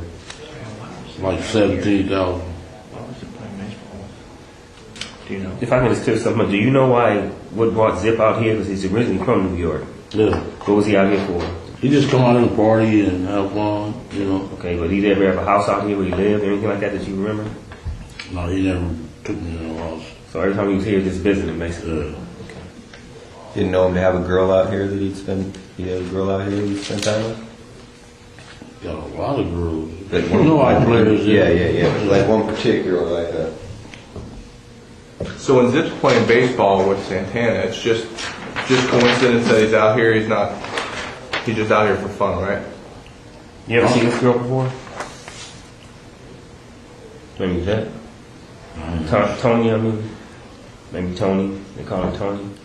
So I never seen her. Never? No, it is. So he didn't have no main girls. Just a bunch of girls he was flipping or whatever. Y'all just player doing each other. Okay. All right, so you're out there. You're doing some dope with Zip, and then what happens next in your guys' relationship? You come back to Compton. You're running your game out here, and how you just continue to have an ongoing relationship with Zip, or do you always have to go through Flint? Shit, if they fuck me, you think I'm gonna fuck them up? I had 3, 400 birds. I'm balling. Fuck them. You know what I'm saying? So you never got paid for the 3 birds? After you got, when did you get paid for the? They gave me the 17,000, and he said, "Fats, stand the rest of the money." So I just, okay, fuck you. When he come around, so you just ate it. You didn't even get that money, never. Yeah, just fuck it. Then he come by 2:10 sometime. He had to be all COD from then on. No more front seats and none of that. So Flint used to get a lot of this stuff from you? No, he's talking about Zip. Flint used to come. After he did that. Right. COD from now on. Okay. But you just let that first one go, huh? He was balling back then. You teach yourself, fool. That's just a possible business, huh? Yeah, you on yourself. That's all I'll take it. So he would keep coming to you, but he'd be COD, cash on delivery, buying birds over the years? He went to jail maybe. We did about 2 or 3 transactions. He went to jail after that. Okay. And I was asking why the fuck you would go out to Miami and I got the shit here. That's what you get. Because that's what he's doing, going to Miami getting some stuff, and he got popped. That's where he got popped at. But when you brought the stuff back to New York that first time, who was that stuff for? Zip. It was for Zip. Yeah. But Flint brokered it. He kind of like the middleman. Yeah. Okay. Do you after you have your little deals with Flint? Do you end up you start doing anything with Zip, like directly with Zip, back and forth to New York? When he went to jail, Flint did. Yeah, he called, say Zip snitching. So I was like, Zip snitching? And he like, yeah, man. I said, well, why the fuck your nephew's with him every day? You know what I'm saying? That don't sound good. Maybe he trying to keep me away from him. And that's what Zip came and said, man, he just trying to keep us away, man. We can get money. You said his nephew was with him all the time? The little D and Derek. Derek and Daryl, little brother, Wanamaker brother. Yeah. Because they hung out with Zip a lot. Yeah, he was hanging out with Zip. When Flint was in jail? Yeah. He was making money with him, or he was just hanging with him for the bras, the girls and stuff? You know, I really wasn't getting in their business. I just handled my business, man. You know. But they was with the girls, they do the cars, all that shit. Alright, so time goes on. This is through the early 90s. Flint gets popped in Miami. And then anything else significant regarding Zip and Flint? You guys just all got your drug games going on. No talk or issues with any of the no talk or issues with anything about Tupac at those early stages? No. He was still with them Digital Underground or somebody, them other people. So he hadn't returned death row yet?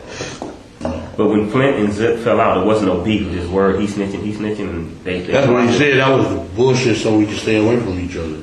So that was it? Yeah, that's what I said, why your nephew still hanging with you? Okay. If he's snitching, that don't look good, you know? So then you hook back up with Zip? Because you know it was bullshit? Then I did that water deal with him. With Pat Bernard, it's in the paperwork already.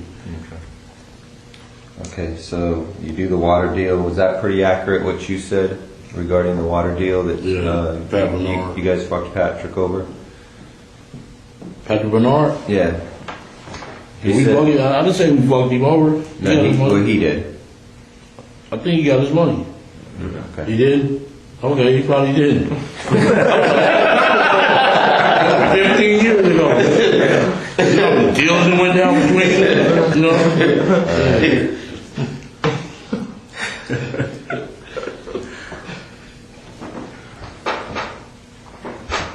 Now, why is the PCP deal getting brokered by you and not Flint? Why isn't Zip going directly to Flint?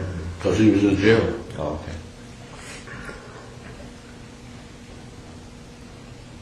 So you became closer with Zip while Flint was in jail. You started doing business with him. Yeah, we started hanging out when he come to LA. He'd come and hang out with me. We go partying. First class. And everybody was cool on Flint at that time. Like, man, because he was in jail. Whatever. And his shit don't match neither. 100 fucking keys.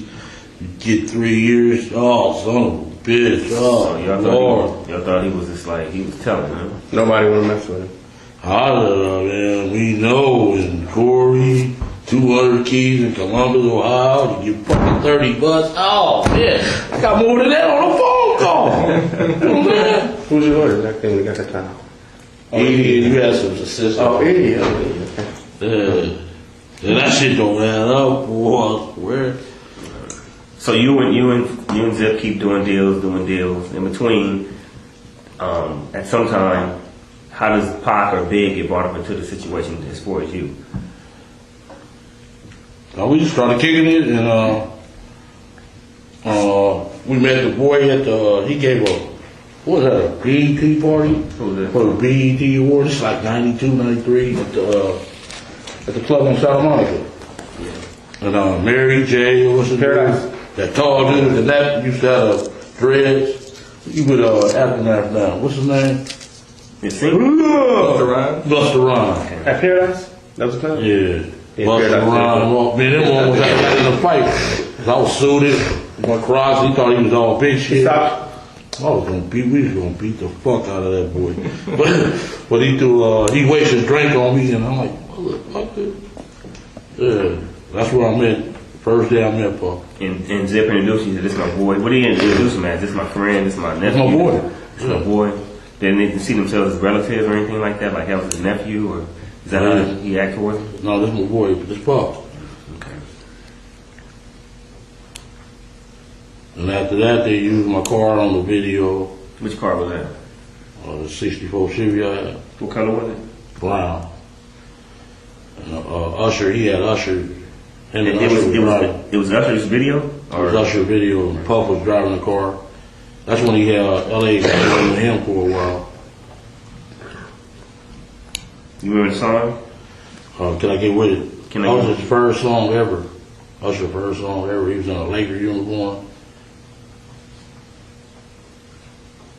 And he had the little kid dancing on my car when he got back. It was fucked up. And he paid to get it repainted. They sent me $2,500 for that. Puff did? Yeah. You directly? Because were you dealing with him directly at this time, or because of the car, or were you dealing with somebody in his management team? Or? No. How'd you get the money? Was it cash? Check? It was a check. It was like from Bad Boy? Yeah. In the name of Keith Davis? No, we put it in Compton Hydraulics. Oh, okay. That's when we owned the hydraulics.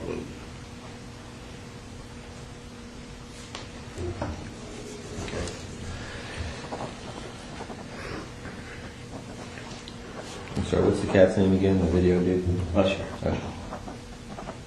Okay. Can I get with it? That was 92? What year was that, Ken? It was like 92. When he first 92, 93 years. He was like 16, 15 years old. 14, yeah, he was a little kid. Mama, can I buy the car? Yeah. And then after that, was a relationship right with you and Zip? And Puff? Yeah, we used to go club, go to the club, you know, drink, pop the bottles, all the bitches come. Yeah. Good style, right? Yeah. How often would he come out here? Zip? Shit, like once a month. Did Puffy have a place out here? Didn't he have a place out here? Where you staying at? House? Back then, no, he didn't. He was scared shitless out here because of the voice. So that beef had started by then?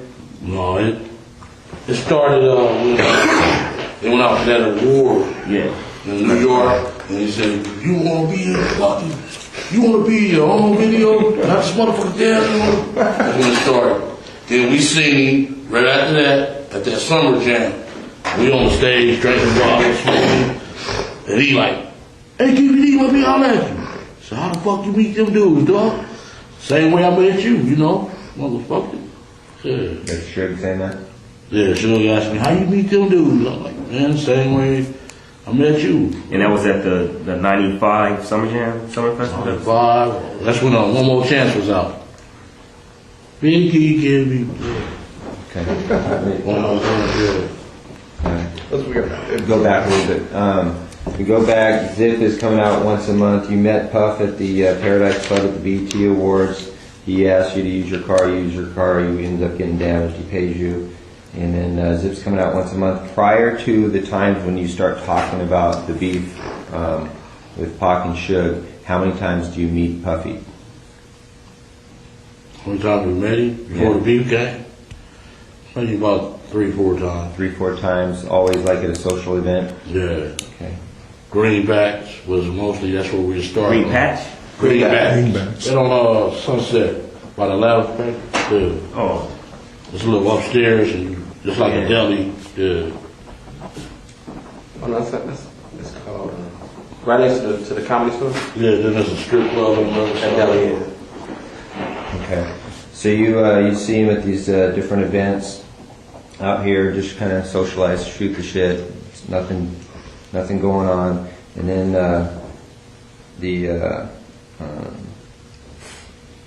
does the incident at Summer Jam take place before Puffy gets up on stage and makes that statement about if you don't want a producer being in your videos? Which happens first? I don't know. I would have to check the dates. Okay, but well, I'm quite sure that the Summer Jam happened first. Cause he got jealous because Biggie took over the record charts. You know what I'm saying? Like, bam! Biggie was, that One More Chance was hot. Yeah. So when you saw him at the Summer Jam, he wasn't mad at you for being with them. Like he was traded. He was just saying how you knew them. So how the fuck you meet them dudes? Yeah. He didn't really mess with you like that anyway. He couldn't get mad at you, right? What? Yeah. That wasn't the issue. Okay, so you meet him there. Who was all at that Summer Jam? Was Clint with you then? Was he out of jail? No. He was in jail? He was in jail. Zip was with you? Zip. You know, your boy wins, the face that you love. Come on. Yeah. It's not even like that, man. No, he told me that. It's just a face you just love. Oh. Man, my partner, man. I've been with that dude for 43 years, dude. Give my number. Oh. Man, show him some love. Like, he ain't like that, man. It ain't like that. I know. It ain't like that. He's just trying to help himself. In this I'm saying, I didn't even say that, man. Just let it go. All right. Move forward. Leave him alone. That's my dog, though. Fuck it. Y'all say him? I got to. Shit. He gave me the hug of my life. I swear to God. You get the hug of your life? He gave me the hug of his life. So when you at the summer jam, you're up on stage and Puff is there, right? Yeah. Suge says, hey, how you know these guys? You tell After him. we leave off, he was on the other side of the stage over here, and they left off this way. When I came back, in the back of the stage, he was like, DVD, let me know that. Went over there, and he told me, man, how you beat them dudes? Same way I met you, motherfucker. Yeah. He don't know I helped his ass out a lot. Okay. Well, when you say same way I met you, I'm assuming that you know these guys because of the drug trade. Is that how you knew Suge? No, I put in. Man, I started that music industry. I mean, that death row shit, man. With Pat? I did the work for that shit. Man. Okay. All right. Well, we'll get to that. But that hadn't even started yet, really. In 95, you've already got some kind of little. You've got your relationship with Suge because of the money that you gave him from Pat, right? We've been knowing each other before him and Pat even met. We was little kids. Same neighborhood. No, football team, Great Compton. Okay. Well, that's kind of going to be a different issue. Let's stay on track here. So after the Superfest, you say that to Suge, and then you walk off. Everything's cool. Was Puppy scared of Suge at that time? No, he wasn't scared. Okay. He didn't do it.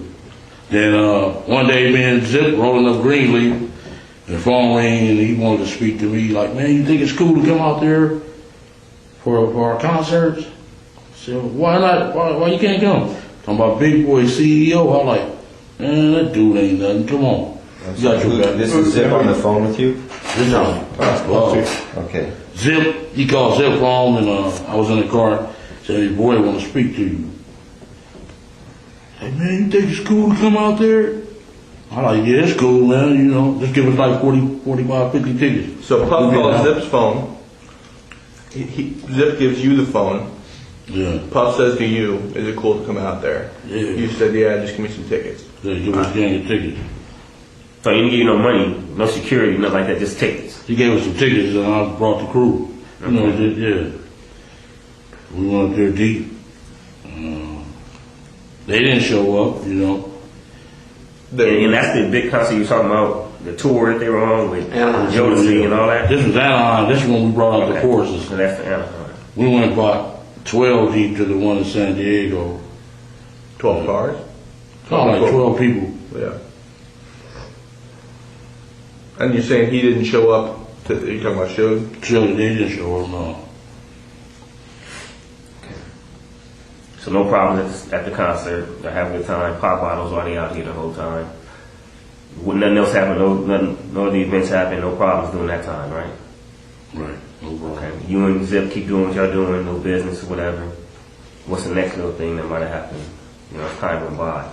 Because by then the beef should have jumped off. Or been coming that way. Yeah, that's where it started. I think the boy in Atlanta got shot.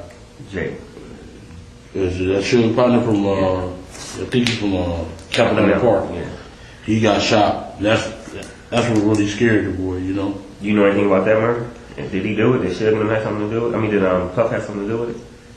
Yeah, his boy shot him. So that's the truth? You know from fact or you know from hearing? I mean, you know. I wasn't there. I know you weren't there. What? I was from hearing. Inside stuff or just street stuff? Inside stuff. So Wolf did? Yeah. Wolf did kill him? Yeah. All right. There was some talk that some Southsiders were there too. Is that true? In Atlanta? No, we wasn't there. Nando wasn't down there? Nando wasn't down there? He wasn't hanging out there? We wasn't there. Okay. So Big J gets killed.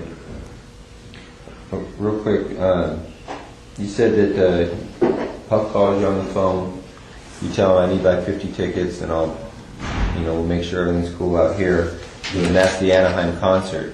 Yeah. Then when you go to that Anaheim concert, that's when you guys That's start what he talking. said that in front of all the people. Andre Herrera, he was there.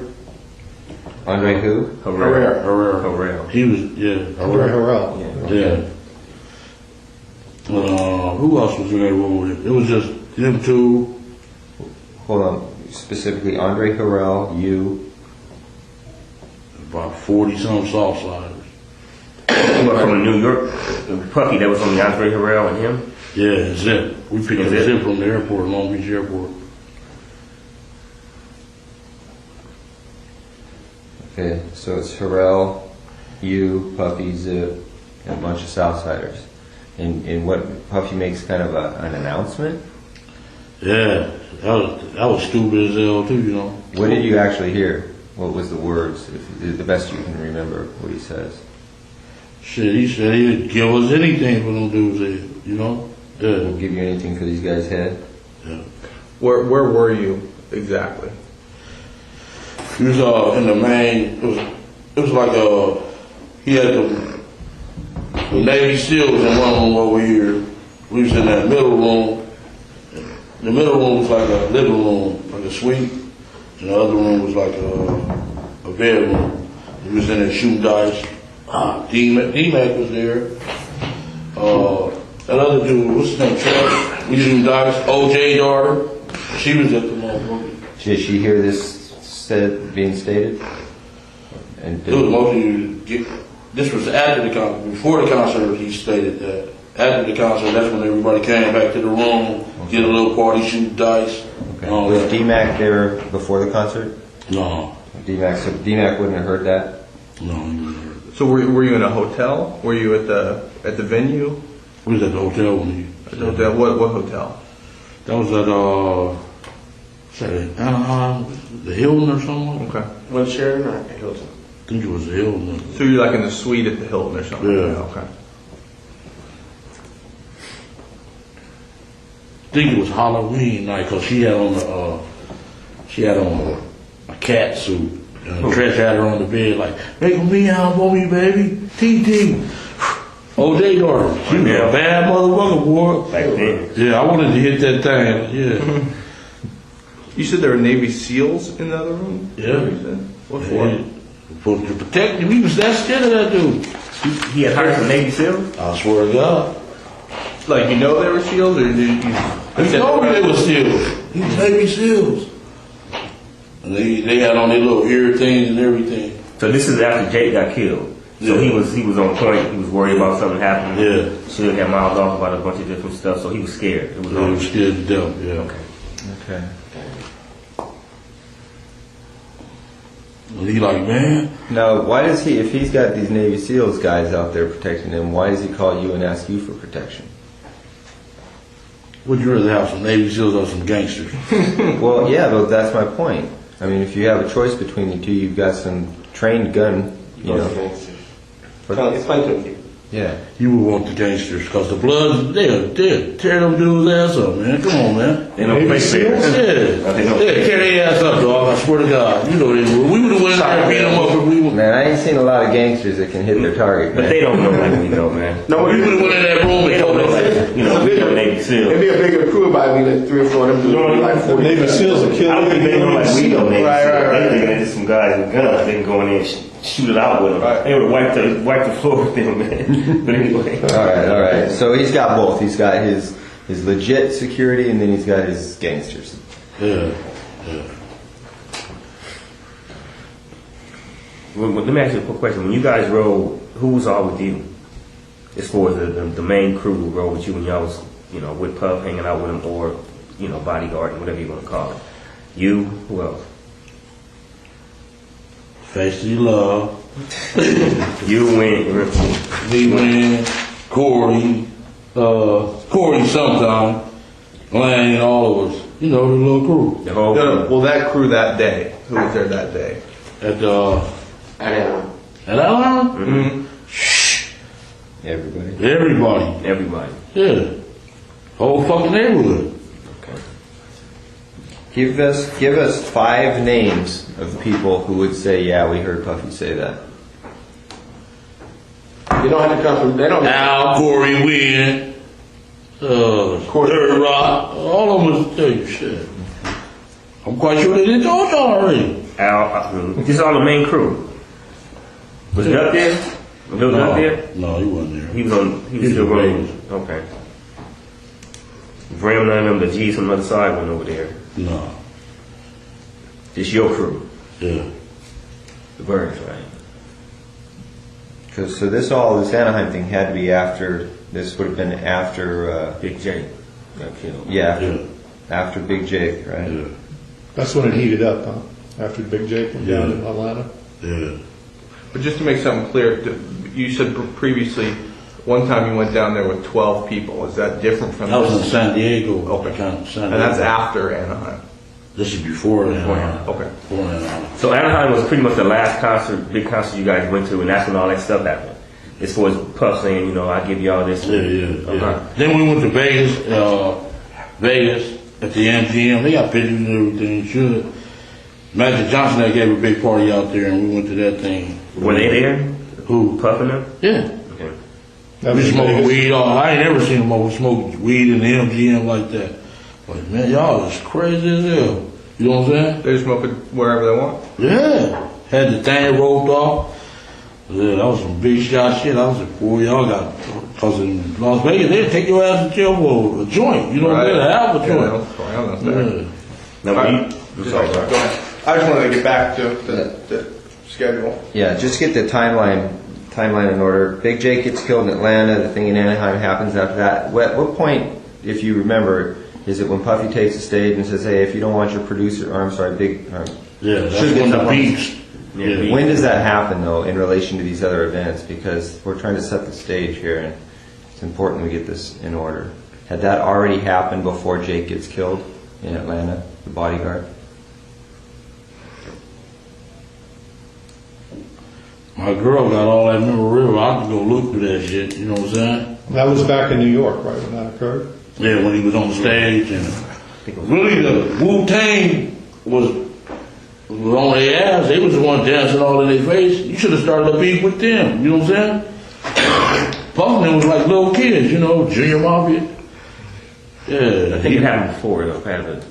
Before Jake? Yeah, before Jake. So you could see Suge getting up on stage, making fun of Puffy. Yeah. Because that was like the thing that started. It triggered everything. Before anybody got shot, That was a lot of disrespect. Yeah, that was disrespect like fuck. I mean, because that would set kind of a motion for Atlanta. That had to be before. Okay. Yeah. All right. Okay, so right now we just got to Anaheim. Let's go back to, you said San Diego was before Anaheim.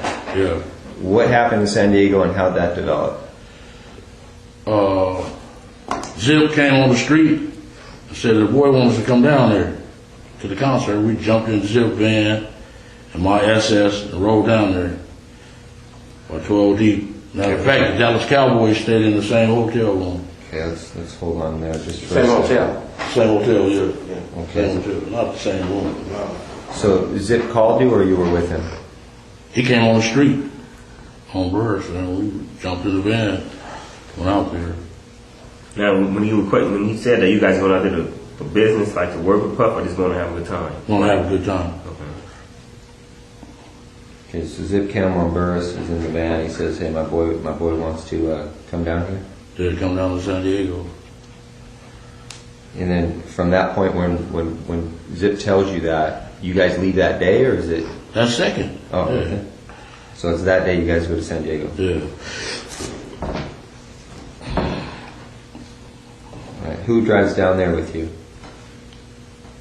Who drive down there with me? In the van. So I was in my own car. It was me, Lane, Big Dre, and somebody else.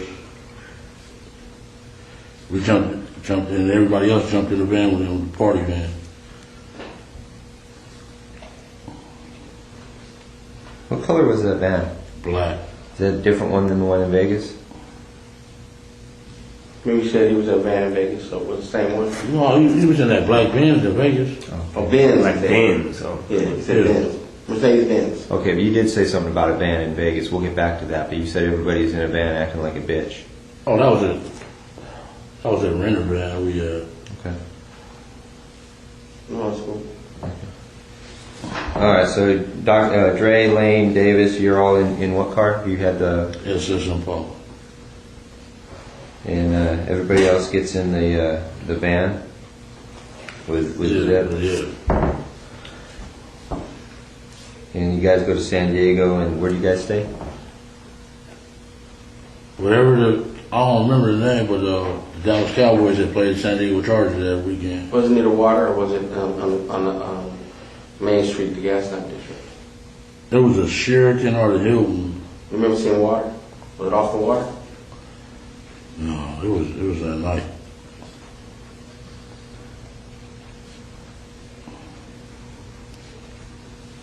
That'd be a nice place. Cowboys are standing there. Yeah, that was my team. Yeah. Well, that should be easy. There was a lot of girls. Boy, they groupie business.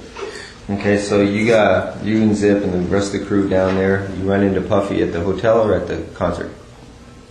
We ran into him at the concert, then we went to the hotel after the concert.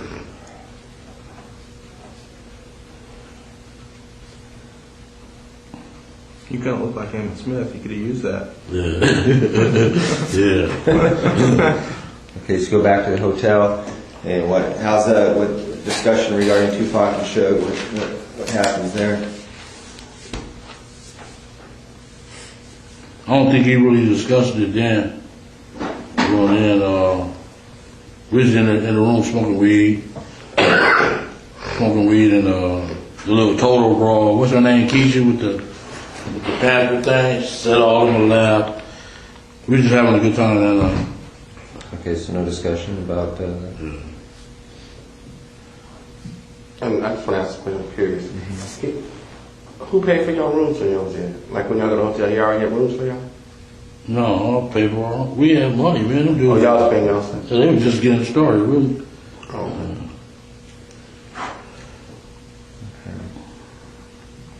All right, so San Diego happens. Then is there anything else that happens between San Diego and Anaheim? I don't know if that concert in the thing in Vegas was before Anaheim or I know Magic Johnson gave a big party there. Okay, let's go into that. Magic Johnson gives a big party out there. In Vegas. And you go out there with Zip?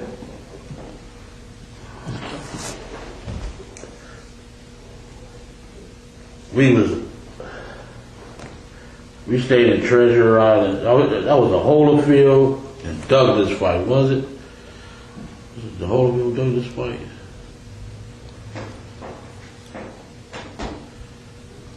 The night Fan Man. You know, Fan Man. Holyfield Bowl, wasn't it? Okay, it was the night of that fight. We stayed at Treasure Island. Al, they got the rooms for us and everything. Then Al got the room for you? Little Al? Yeah. Yeah.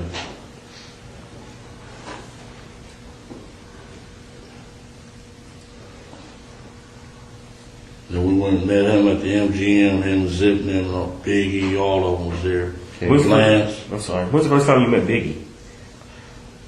First time I met Biggie was in San Diego. The San Diego concert and everything? Yeah. He was in the room with y'all or whatever? Yeah, smoking weed. Yeah. That's the first time all y'all met him? Yeah. Okay. Good question. Pause. Break and then All right, play I was- second half. You read my mind. I was going to do it at about 3 o'clock, so you beat me to it. We're going to take a recess at this time. During the recess, you are admonished not to talk or converse amongst yourselves or with anyone else on any subject connected to the trial, or read, watch, or listen to any report of or commentary on the trial of any person connected with this case by any medium of information, including without limitation, newspaper, television, internet, and radio, or form or express any opinion on any subject connected with the trial until it is submitted to you. We'll have you guys back here at 3:15. Please rise for the jury, everyone.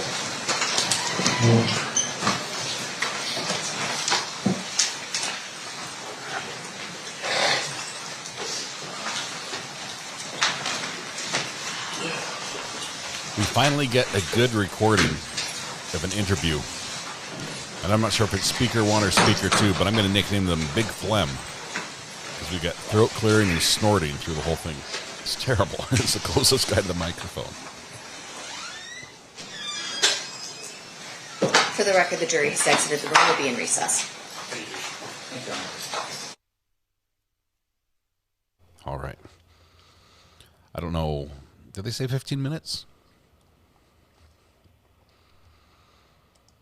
Gotta wonder if P. Diddy is watching this in his jail cell on his tablet, trying desperately to make an account on YouTube so he can comment. If you're out there, P. Diddy, go to someone else's channel to do that. All right. So many names. So many names. Can we have the Big Dill song now?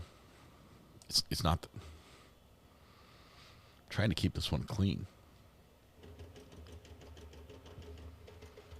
Do they get YouTube in prison? I imagine they do. How else are they going to learn how to, break out of prison or whatever the skills they're trying to pick up?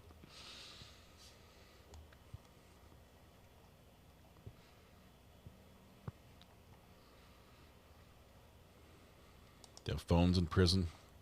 A lot of them have tablets, iPads, tablets. Murdoch has a laptop, right? He has access to a laptop. This is probably one of the hardest cases to follow as far as the facts go, because everybody has 6 names, and then it's entirely normal to make up another name to talk about somebody instead of using one of the 6 names they already have. So it's you sort of have to close your eyes and imagine, fill in the blanks, and it makes sense. Also, the transcript is not the best. You can hear whoever recorded this transcript didn't understand what was going on in the situation, didn't understand what plays were being made and what was involved, and they strictly went by what they heard instead of knowing what was happening and then using that as context clues for the sounds they were hearing. But it's close enough that we can follow along. Don't believe they can have YouTube in prison because it has social media. No unsupervised conduct with the open web. Okay. So he has to watch it on pay-per-view or something.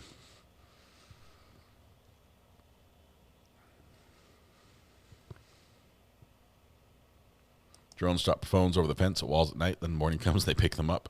Heard that. I think they're cracking down on that. There's some pretty nifty tools that they can take down drones with.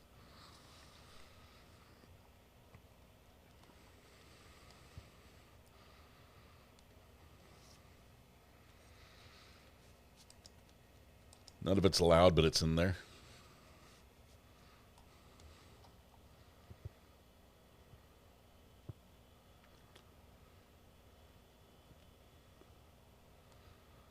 Tablets in the Department of Corrections are not connected to the internet. So they're just doing solitaire and Minesweeper? Is that?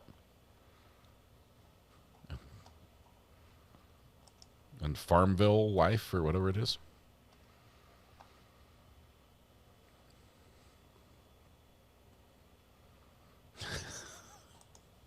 Phil, I don't need to see these. Please don't FOIA those.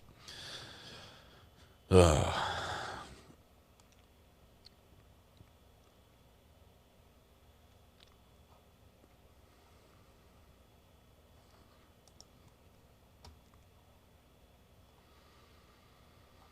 see.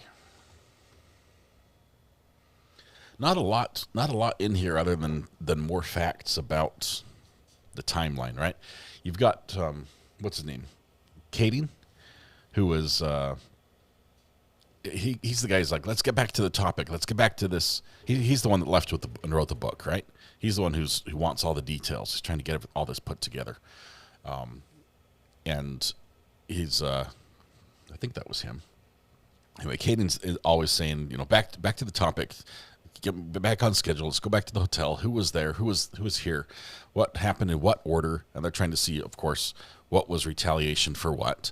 We've got this Jay guy being shot in Atlanta, killed in Atlanta. That's that happened. And we've got the San Diego concert and the Anaheim concert, and Keefe D providing security for Puff, who apparently hired Navy SEALs. Now, I don't doubt for a second that Keefe D in the moment thought that these were like he had hired the Navy SEALs. Like these were an active squad from the Navy SEALs had come down to protect Puff. Maybe he believed that. These might have been people who presented themselves as a security team, trained as Navy SEALs, and now are providing private security. I don't think he had, the Navy in one room and the thugs in the other. But he might have had somebody who was a Navy SEAL before who said, "I've got my team I'm going to bring down, and they will protect you." But lots of private security teams filled with people who were on special forces. That is a thing.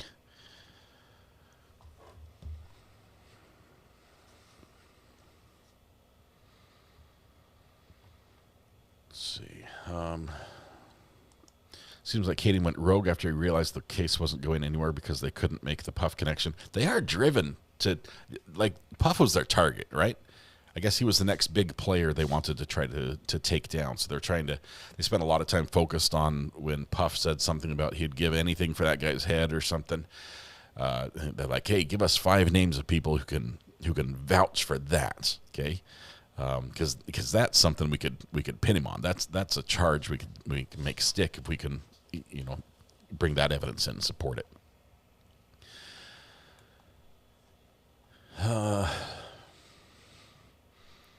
Good security and bad security, they even each other out.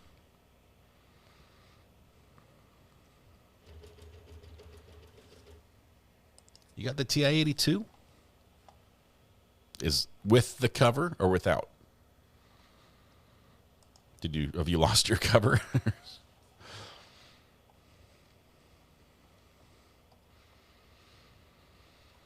see. Apparently People magazine talked to James and he said he didn't want to be there. I thought he made that pretty clear on Tuesday. People magazine is in our media pool. I've seen the individuals on the list. So yeah, they're here.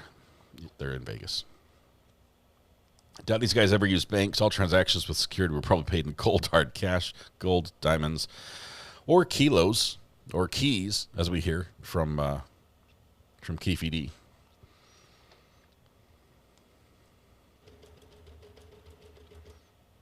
It's a company called WorldWriter that provides offline web services to some prisons. They just download the whole internet and then let people search it later.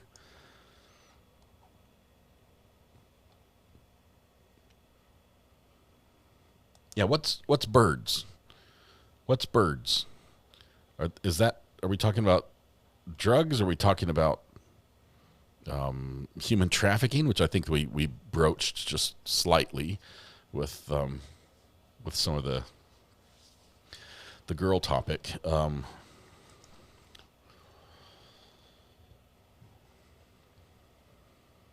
Serge said in TMZ interview, said James was lying in his testimony on TMZ. Oh, you erased it. Sorry. Never mind. It's talking about birds. I thought they were talking about women. That they were talking about females that were being traded or managed. Let's put it that way. Birds is a kilo? Birds is a brick and a kilo of coke. So bird is a brick. I don't know. The conversations, everything's in slang. It's definitely coke. So he had 3 birds, meaning 3 kilos with him.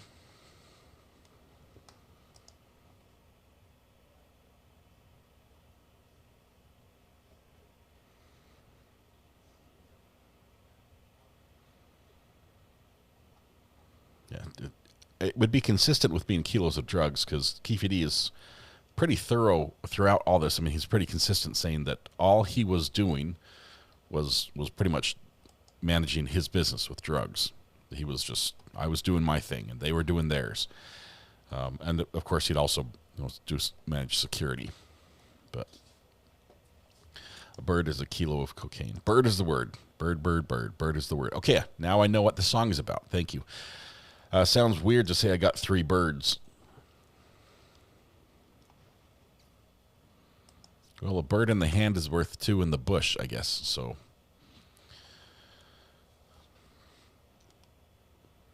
we need to start our own vocabulary. We'll have to print little cue cards so we can learn all the slang words. In England, a bird is a woman. Correct. That's where I heard that phrase most often.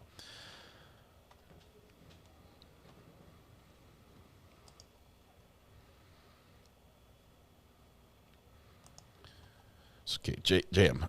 TMZ had an interview with Suge yesterday, and Suge said James was lying in his testimony. Suge said James never worked for him.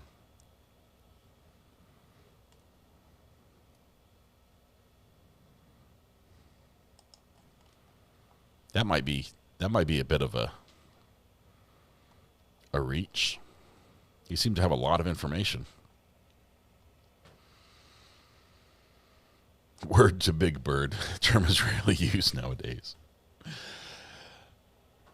Oh my goodness. Where the heck did they get the slang from? They make it up as they go. And like in this conversation, I'm pretty sure they're making up more words.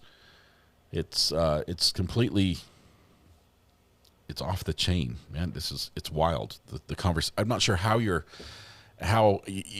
see it in the officers as well. They're going back and trying to confirm that the slang they just heard, they understand. And they're like, so was it? And they're going back. So when you mean this happened, is this what you're talking about? Oh, no, I'm talking about this. Oh, okay, sorry. I misjudged the slang.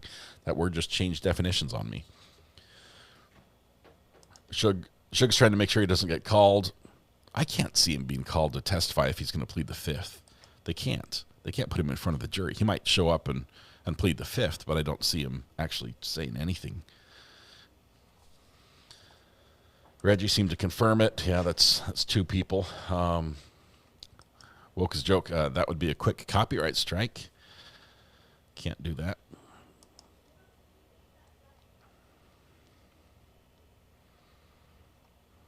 It could be 3 seconds and I could get a strike. Okay, I'm sorry. We've got a spam phone call. You guys know I love these. Hang on 1 second.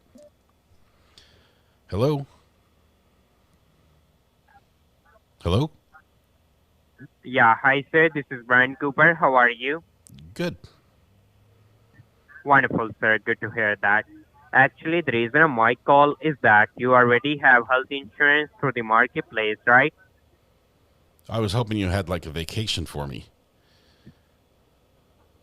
You're up. Oh, he hung up. I don't want to do the Medicare one. I was hoping for the travel credits. Maybe he'll call back and do the travel credits one next.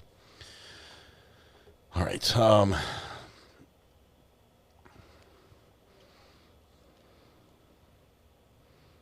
Sure will not be called. He'll plead the fifth. You can't knowingly put a witness on the stand to only plead the fifth. In front of the jury, it can't happen. But we can have somebody called down and have them plead the fifth.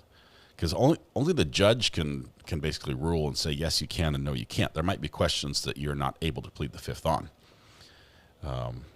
So depending on how involved the judge wants to get or how much she wants to fight with that witness and their lawyer, we might see it. We've seen that happen before. Vern's been busy today. Finally sitting down enjoying the stream. Well, we've got about an hour and 45 left before they have to wrap up for the day. The caller caught on quick, yeah, but they still call me back. I wish they'd stop doing that.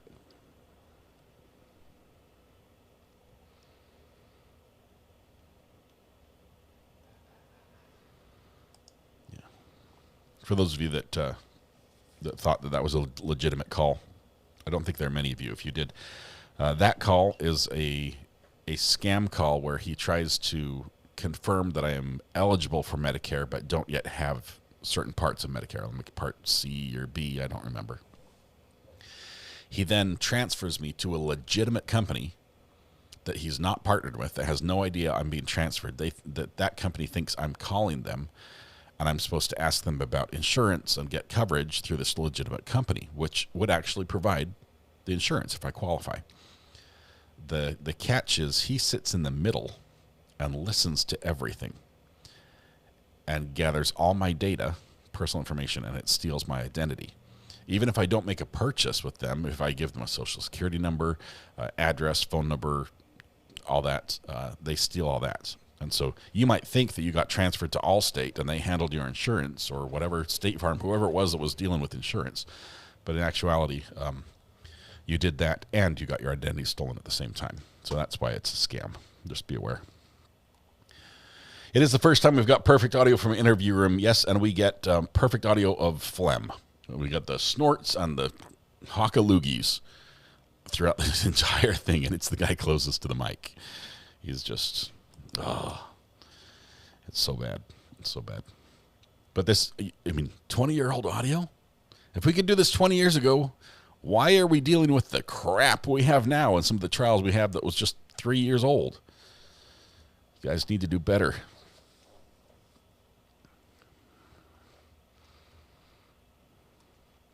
JM says, Shug says James was an informant and his people had a DR chain or ring and won't see that in any pics.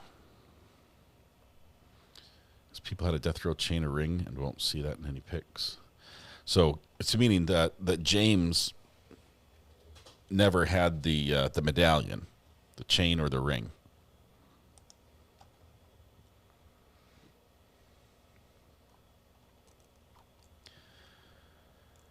Let's see.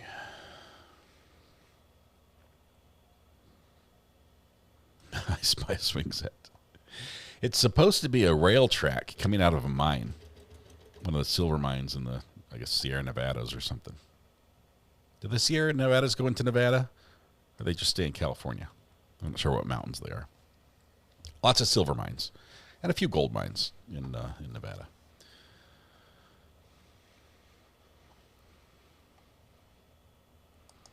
The National Do Not Call list in Canada is not effective. I've been on it since its inception. Yeah. Doesn't matter how many times you put yourself on. Until there is a financial incentive to not call and a way to collect on that incentive, it's not going to be effective. And honestly, I think when you look at all the technologies that have changed, if I can get on a little rant here before the judge gets back. In fact, you look at all the technology that has changed in our lives, from radio, television, everything else.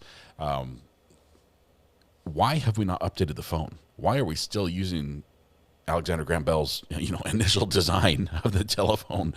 Basically, we went from rotary to touch tone, and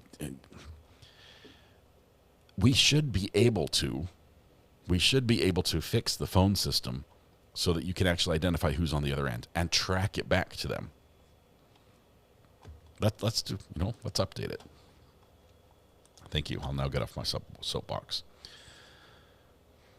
Wonder when Shug is eligible for parole. I think he's got 3 years left and he'll be out, right? He was serving 28. Is he serving 27, 28 years? And he's been in for a while.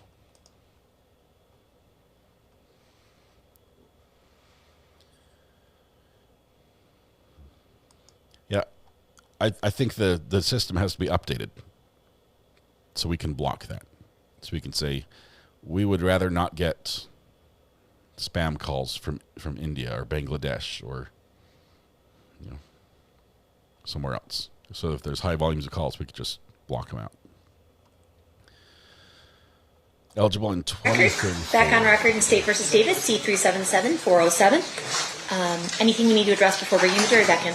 Duane, just a quick idea of what the schedule looks like. Yeah. For the next couple days. I can tell you, full day tomorrow. From the state or from my perspective, because I did send it out. The plan is 3:30 tomorrow. The plan is from 9 to 3:30 tomorrow. Right. And so is it just the recordings and? No. We have 3 people we have to get up tomorrow. So can we do this at the bench show? Can we do this at the come on up. Sorry. Yeah, you're fine. State doesn't want to let anybody know who's going to be in court at specific times. Let me look at the schedule that the judge says she sent out.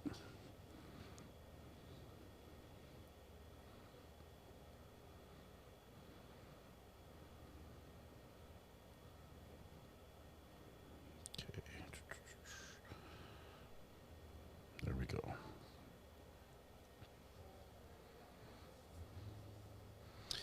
Okay, from 9 a.m. to 3:30. That was the plan before the trial even started, was to end at 3:30. Then next week, Monday, Tuesday, and Wednesday, we end at 5. Monday will start at 9:30. Tuesday and Wednesday will start at 9. Thursday, it's going to go noon to 4. And Friday will be 9 to 5 again. So one short day and one little late start day by half an hour. Then week 4, if we get into that one, 8:31 is going to be 9:30 to 5 p.m. And on the 1st, it'll be 9 to 5. 2nd and 3rd will be noon to 5. And then on the 4th, we're at 9 to 5. And hopefully the jury will have something by then. Looks like this portion of the trial is sponsored by Monster Energy Drinks. I can see a little green pull tab. If you squint, you can see the logo as well. So, and also Harley Davidson. Harley Davidson also making a showing there in the courtroom with the black and orange shirt with the white name on the logo.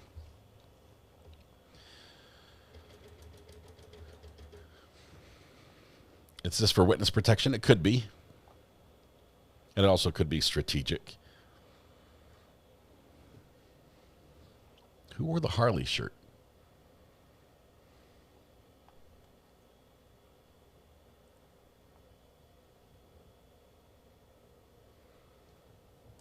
Still talking schedule. Looks pretty cordial up there.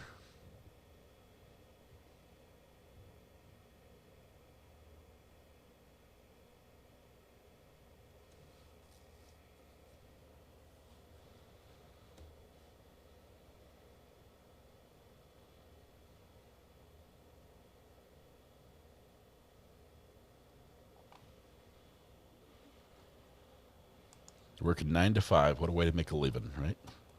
Who is that? Is that Reba that sings that one? Or Dolly? Mix those two up, sorry. I wouldn't, like in person, I wouldn't mix them up. The bailiff comes over, reaches over, just scares the daylights out of Keefy D. I just need a tissue. I need one from the box right in front of you. It was Dolly, okay.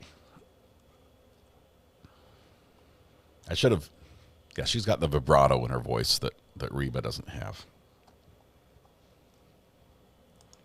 I should be ashamed, but I'm not. I'm not ashamed. I don't know my country, my female country singer stars very well.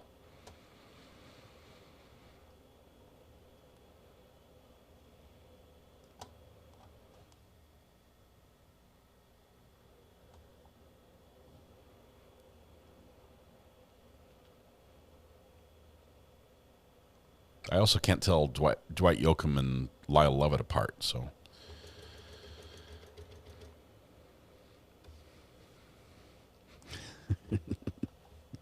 Red, I'm sorry. Talk to the internet owner. Have them fix it. You mean National Treasures? All right, looks like we've got our scheduling issues kind of ironed out a little bit. So at this point, I think we're ready to bring in the jury unless anyone objects. No, Hearing nothing, let's bring them in. Say after the jury.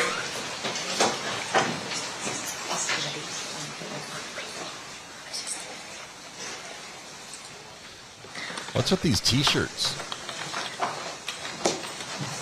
The one behind his lawyer.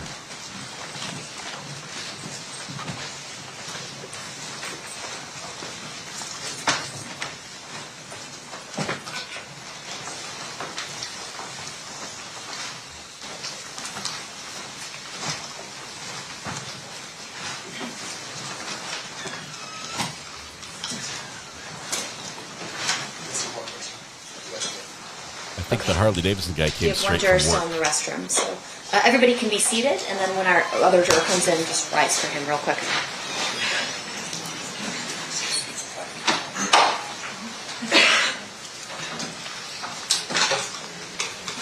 I think it would also be fun, Judge, if we could do this little trick. When he comes in, can we also clap?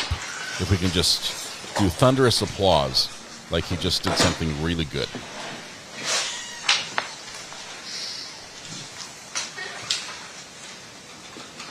So we stand up and recognize him.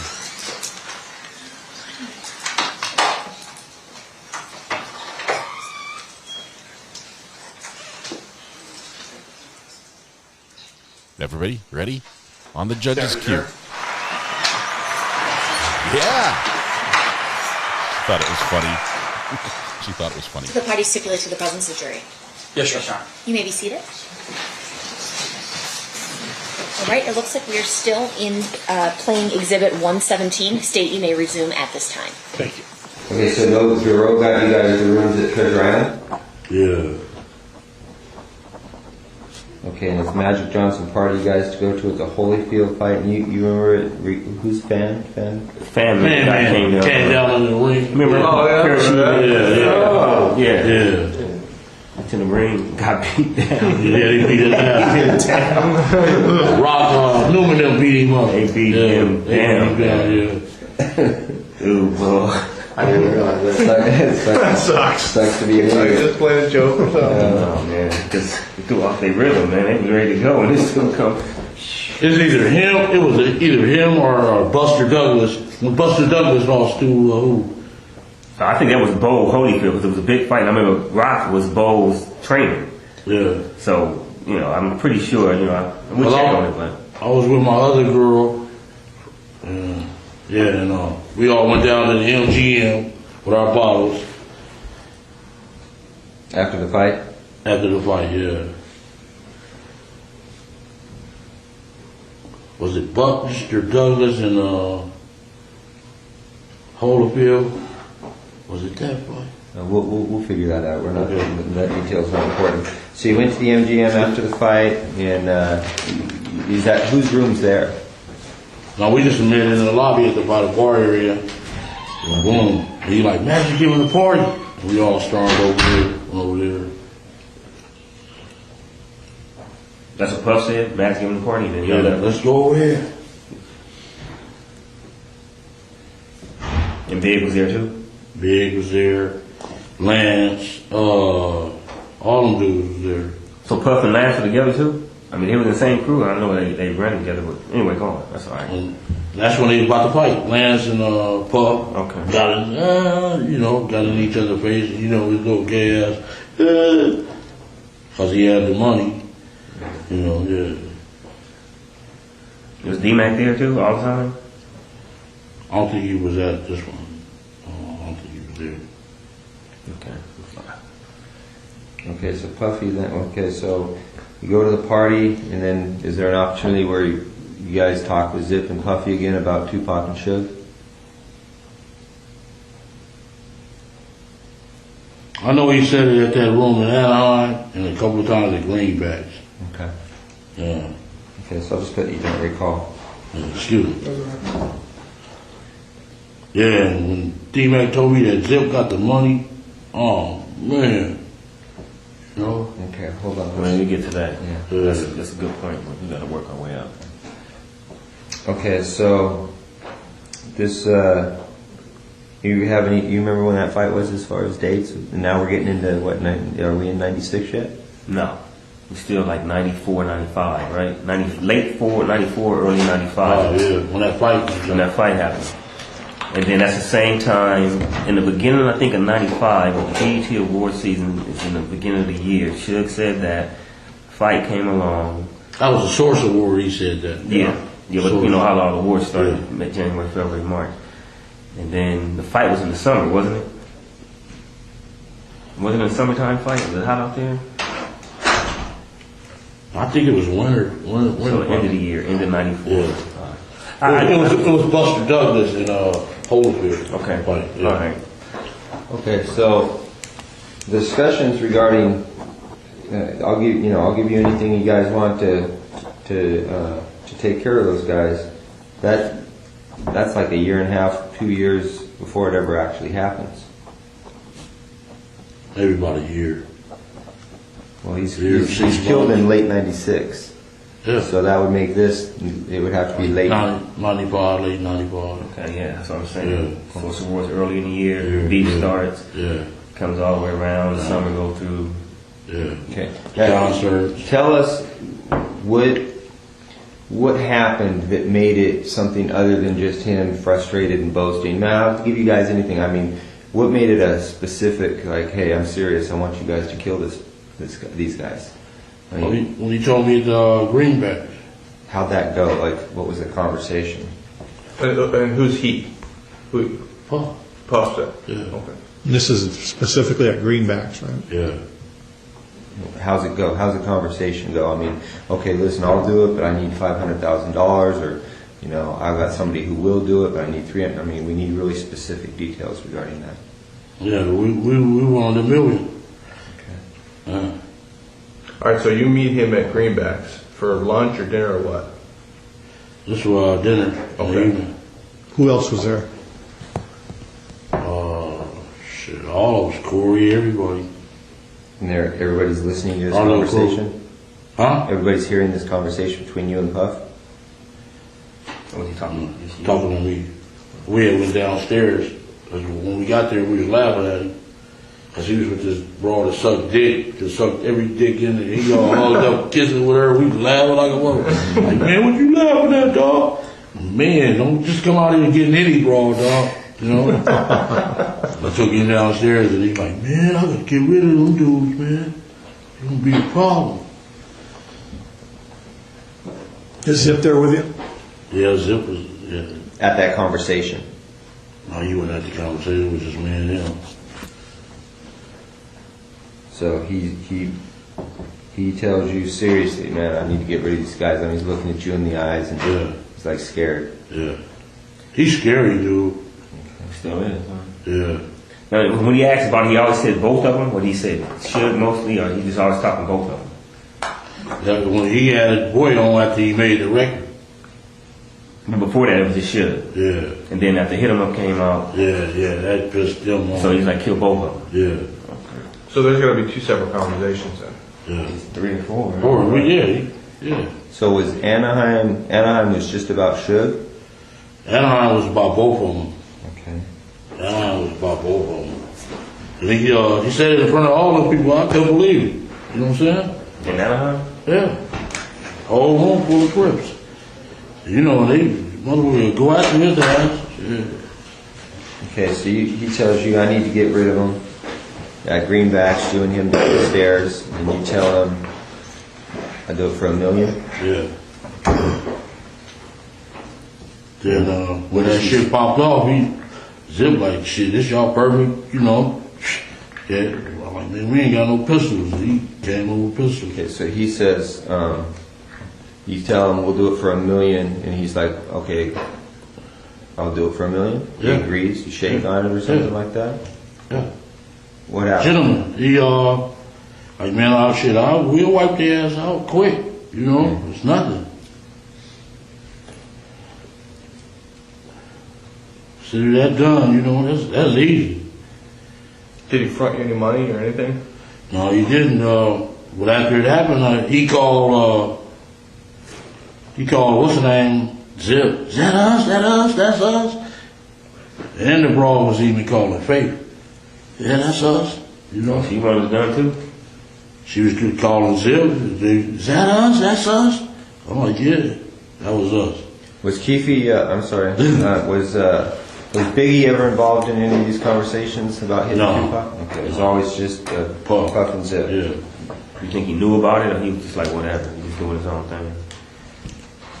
He was like doing his own thing. Lance kind of kept him kind of out the window. Yeah. So this is all Puffy's doing? Yeah. Puffy was scared of the dude. Period.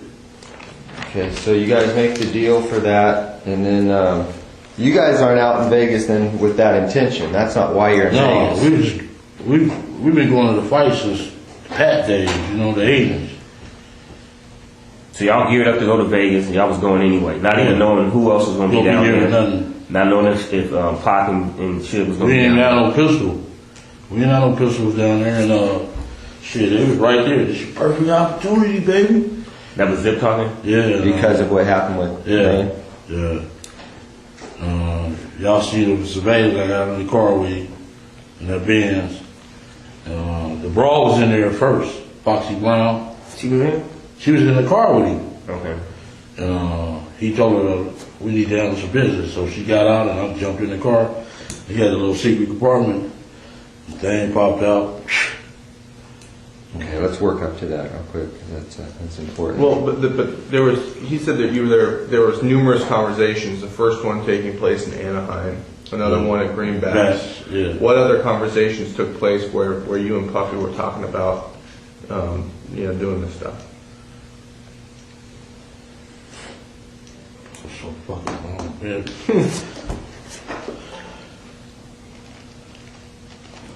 So just to jog your memory, you're down in Anaheim. Puff gets up. He says, I'll do anything to get rid of these guys. Everybody kind of, cool, that's cool, whatever. He takes it to another level. He's more serious. You meet him at Greenbacks for dinner. You guys step off to the side. He talks about, hey, how much you want? I'll give you $1 million. Yeah, we went downstairs. You say, cool. Yeah.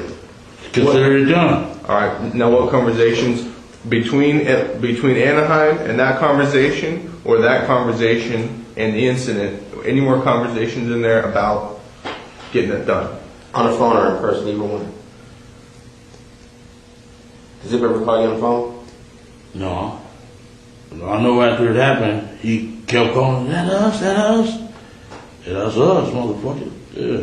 Did Zip ever try to push it like, hey, the boys still talking about, getting this done?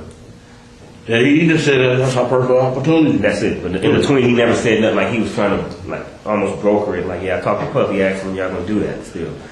No, he didn't say that. Who brought up the amount of $1 million?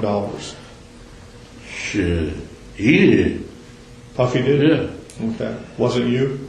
No, it wasn't me. I'm shit. $1 million. I take it for 50. You know what I'm saying? Shit. So he brought up them $1 million. Yeah. Them project dudes will kill your ass for $1,500. You know what I'm saying? Shit. Tell me about that. So basically, all right, then you guys are here to go to Vegas. Y'all had planned to go to Vegas a couple weeks. Got the hotels. Yeah. And then who all drive out there? All you guys is. All of us, yeah. Zip. We had left from Greenbacks. Give me 1 second.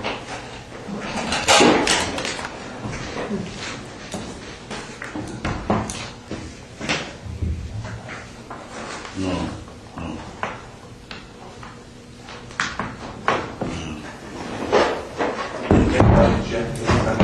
Okay, so y'all, everything good? Yeah, everything good. So y'all gear up to go down there. Y'all caravan down there. Yeah. How many cars? We went to Greenbacks. It was me, Zip. It was Zip drove that van. Kevin drove that van. And I drove Kev? Yeah. Okay. And I drove what was that, a Malibu or something? Not a Malibu, but a Century. What's that, by a Buick? Buick Century? Yeah, I drove a Renner Century. And y'all left from Greenbacks like about what time? A couple days before? Maybe about, was it Thursday night? I think it was a Thursday night. We left from there. Fight was Saturday. Okay, it was probably Friday we left. Friday evening when Zip looked like he got picked up by a helicopter as fast as he got there to us, so once we got there, started kicking it, partying and all that old shit. Y'all staying at the Monte Carlo? Yeah. Okay. And who got the rooms for y'all at the Monte Carlo? My wife, it was on my wife's name. Okay. Y'all pay for them? They had comps. Lane had comps at MG, not the MGM, but Excalibur. Because of gambling? Yeah. Okay. I'm sorry, Brett. No, that's right. I got thrown off track for something. We were in Greenbacks. They have the discussion, everything. How long before you guys go to Vegas is that? I think this is another time at Greenbacks or the same time that Puffy said he, y'all. No, this is a different time. Okay. That's our headquarters. We meet at. Okay. Every time they come out, we meet. So Puffy had said they agreed to the $1 million, and then that Friday before they were going to Vegas, they met at Greenbacks with Zip. They caravan from there on that Thursday, that Friday night. Okay, so there's another incident. You guys meet at Greenbacks. That's when we go to the fight in September '96. Okay. And you leave from Greenbacks to go to Vegas. Yeah. And that's when Kevin's driving the van. Corey, Detroit, the dude from Detroit, Tracy Session, Wynn, all of them was in that van. Me and my girl was in that Century. Zip rode with somebody else. Who's driving the Cadillac? Lane and them didn't come to the next day. They came on Saturday? Yeah. Like what time did they arrive on Saturday about? I know I'm getting ahead of it, but just trying to clear it up real quick. They rode about 2 or 3 o'clock. Okay. And who came with him? That whole crew was in the car, nobody else? Nobody else. Just those three? Minus the people minus you? Dre and T? Yeah. Hey, real back at Greenbacks, when you and Tuffy talked about $1 million, you said you walked downstairs. Did he say, come meet me downstairs? Yeah, he said, come on downstairs and talk to you. Okay. And asked me, why was we laughing at you and shit like that? I said, man, don't be coming out here just getting anything, dude. Right. If you want some raw, just let us know. So he asked you to come downstairs. Did you guys talk about anything other than that specific thing? We ordered some more bottles. Then took you. It's like a 2-part thing. It's like the deli part right there. Then you can walk back and look for the bottles. Then we'll go over there and talk. When we looking for the bottles, got the bottles and shit. So you think? So in your opinion, the specific reason he asked you to come downstairs and talk to him was about that thing, not about liquor or anything. Yeah. It was about that. Okay. Okay, so then another incident, you guys are at Greenbacks, you go to Vegas, Kevin drove the van, he's got those other guys with him, you're with a girlfriend, Lane and Dre and T. Brown come the next day in the rented Cadillac. Was that a rented Cadillac? Yeah. Get there about 2. Who rented that Cadillac? T. Brown. Yeah, T. Brown. His mom, right? Mother-in-law. Right. Okay. Staying at the Monte Carlo. You said your girl had him in her name, or Paula? Paula. Okay. You all right? Good. Can I ask you a quick question? Go ahead. No, we'll get to that later. Ask it. No, that's okay. Come on, now you make us curious. Just ask. No. It's something. It's too far ahead, so I'd rather just stay intact. Like Greg's trying to write fast to get stuff down. I don't want to be too far ahead. Okay, so you guys are out in Vegas. You're there the night before the fight. The next morning, or the next afternoon, Lane and them guys show up in the rented Cadillac, and you guys are all at the MGM. You guys go to the fight. Right, so lead us through it from there. Okay, you meet Zip out there. Yeah, it was Zip. We all rode together. Me, Zip, Kev, and what's his name? But he just took off his Benz faster than our bro. Oh, okay. And we got there. Did he stay at the same hotel as you guys? No, I think he stayed at the MGM. We like some dude fronted his ass off right in front of us. What happened? He's like, motherfucker, this motherfucker's a snitch. We like, what? He like, yeah. Damn. What did he say? Huh? What did he say? He didn't say nothing. He just, his eyes just got big. Then the next day, we got our tickets from a little dude named Shorty. He from 60s. Shorty from 60s. How did he get the tickets? To the fight? He's a scalper. He be at every anybody can get a ticket. He be at every event. When I was in prison with him in Soledad back in the days, he was a little youngster, and he started selling ticket scalpers. When we got our tickets, and our tickets was like separated. Lane went in, everybody else went in, and boom, we went to eat. We was eating, and man, they came and said, "He just beat up Lane." What restaurant were you guys at? Were you at? You remember? You was in the hotel lobby? We was in the hotel, yeah. At the MGM at a restaurant. Was it the cafe up there or something? They didn't change. Huh? Went to eat after the fight? Yeah. How come Lane wasn't with you? Because we had, the scalpers had different locations on the tickets. You couldn't get them all in one place. Yeah. So you got separated. He went his way after the fight. Yeah. And he got caught up over there. Then. Yeah, we was ordering our food, and then he like, "Man, Lane just got beat up." I'm like, Where was Zip at that point? Zip was in the lobby part where you register. That's where we ran into them. Him and Richie Rich. I heard him before. I know. He's an older cat, right? Richie Rich? Yeah. Nah, he probably like 43. New Yorker? Yeah. Yeah. Was there a redheaded dude there?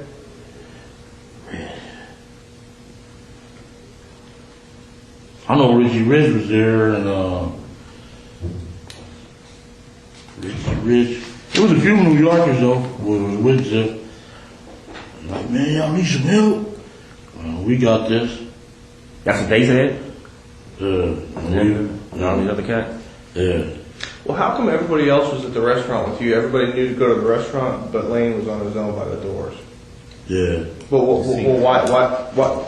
Something's missing. Why is he at the doors and everybody else is at the restaurant? We all went. He was supposed to come to the restaurant too. He just forgot or something. They seen his motherfucking ass and beat him up. He couldn't get there. Yeah. Okay. No, in surveillance, it seems like he's standing there He's waiting. hanging out. He's hanging out. Like he wasn't on his way nowhere, walking. Y'all seen us at the restaurant? Well, yeah, they got video cameras all over them. But him, he wasn't. He was. Y'all seen me? He's like posted up. It looked like he was looking at them when they walked by. Well, like he waiting for him, you think? I mean, I don't know.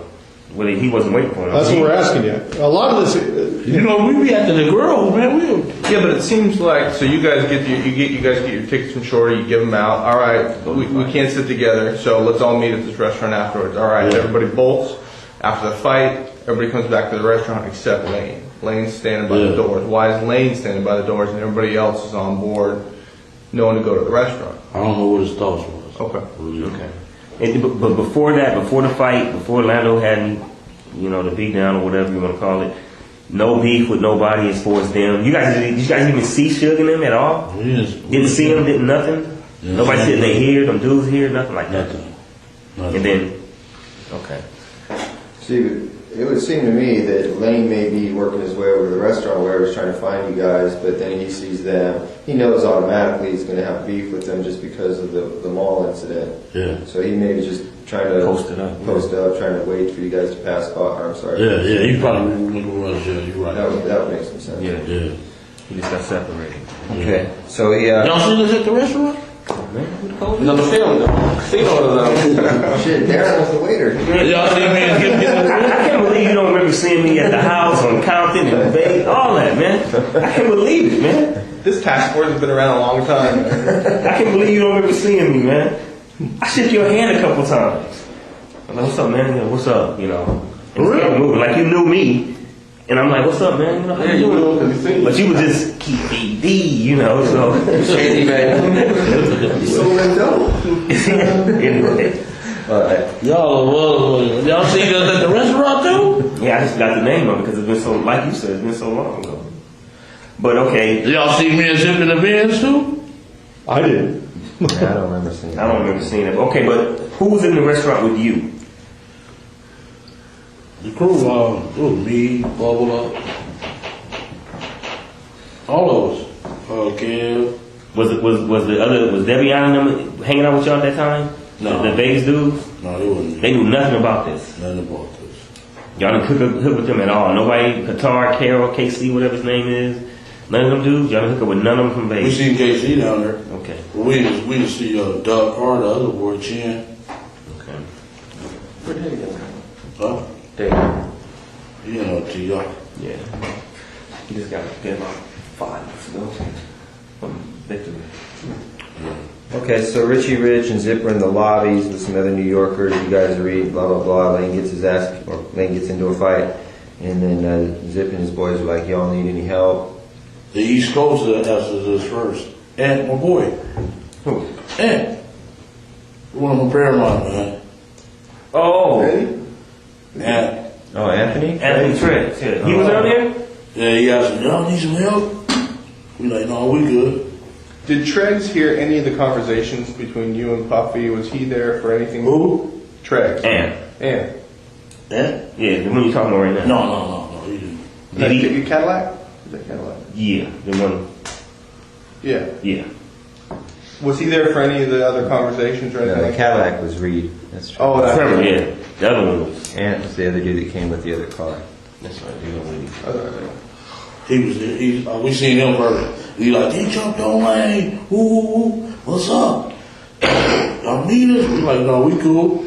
Then we ran into Zip and them in the lobby. That was a light-skinned kid that stopped us to talk. That was Ant. Okay. When y'all was watching, he stopped us to talk to us. And we met Zip and them in the lobby. We went all out to the parking lot to get the cars. Okay, let's stop right there. The whole crew? Yeah.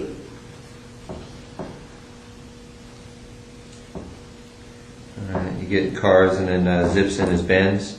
Yeah. And who's in there, Foxy Brown? Yeah. And does she get out, or he tells her to get out, or what? Yeah, he told me to get the handle something. Because he told me in the lobby that he had some jimmies. Some what? Yeah, the jimmy.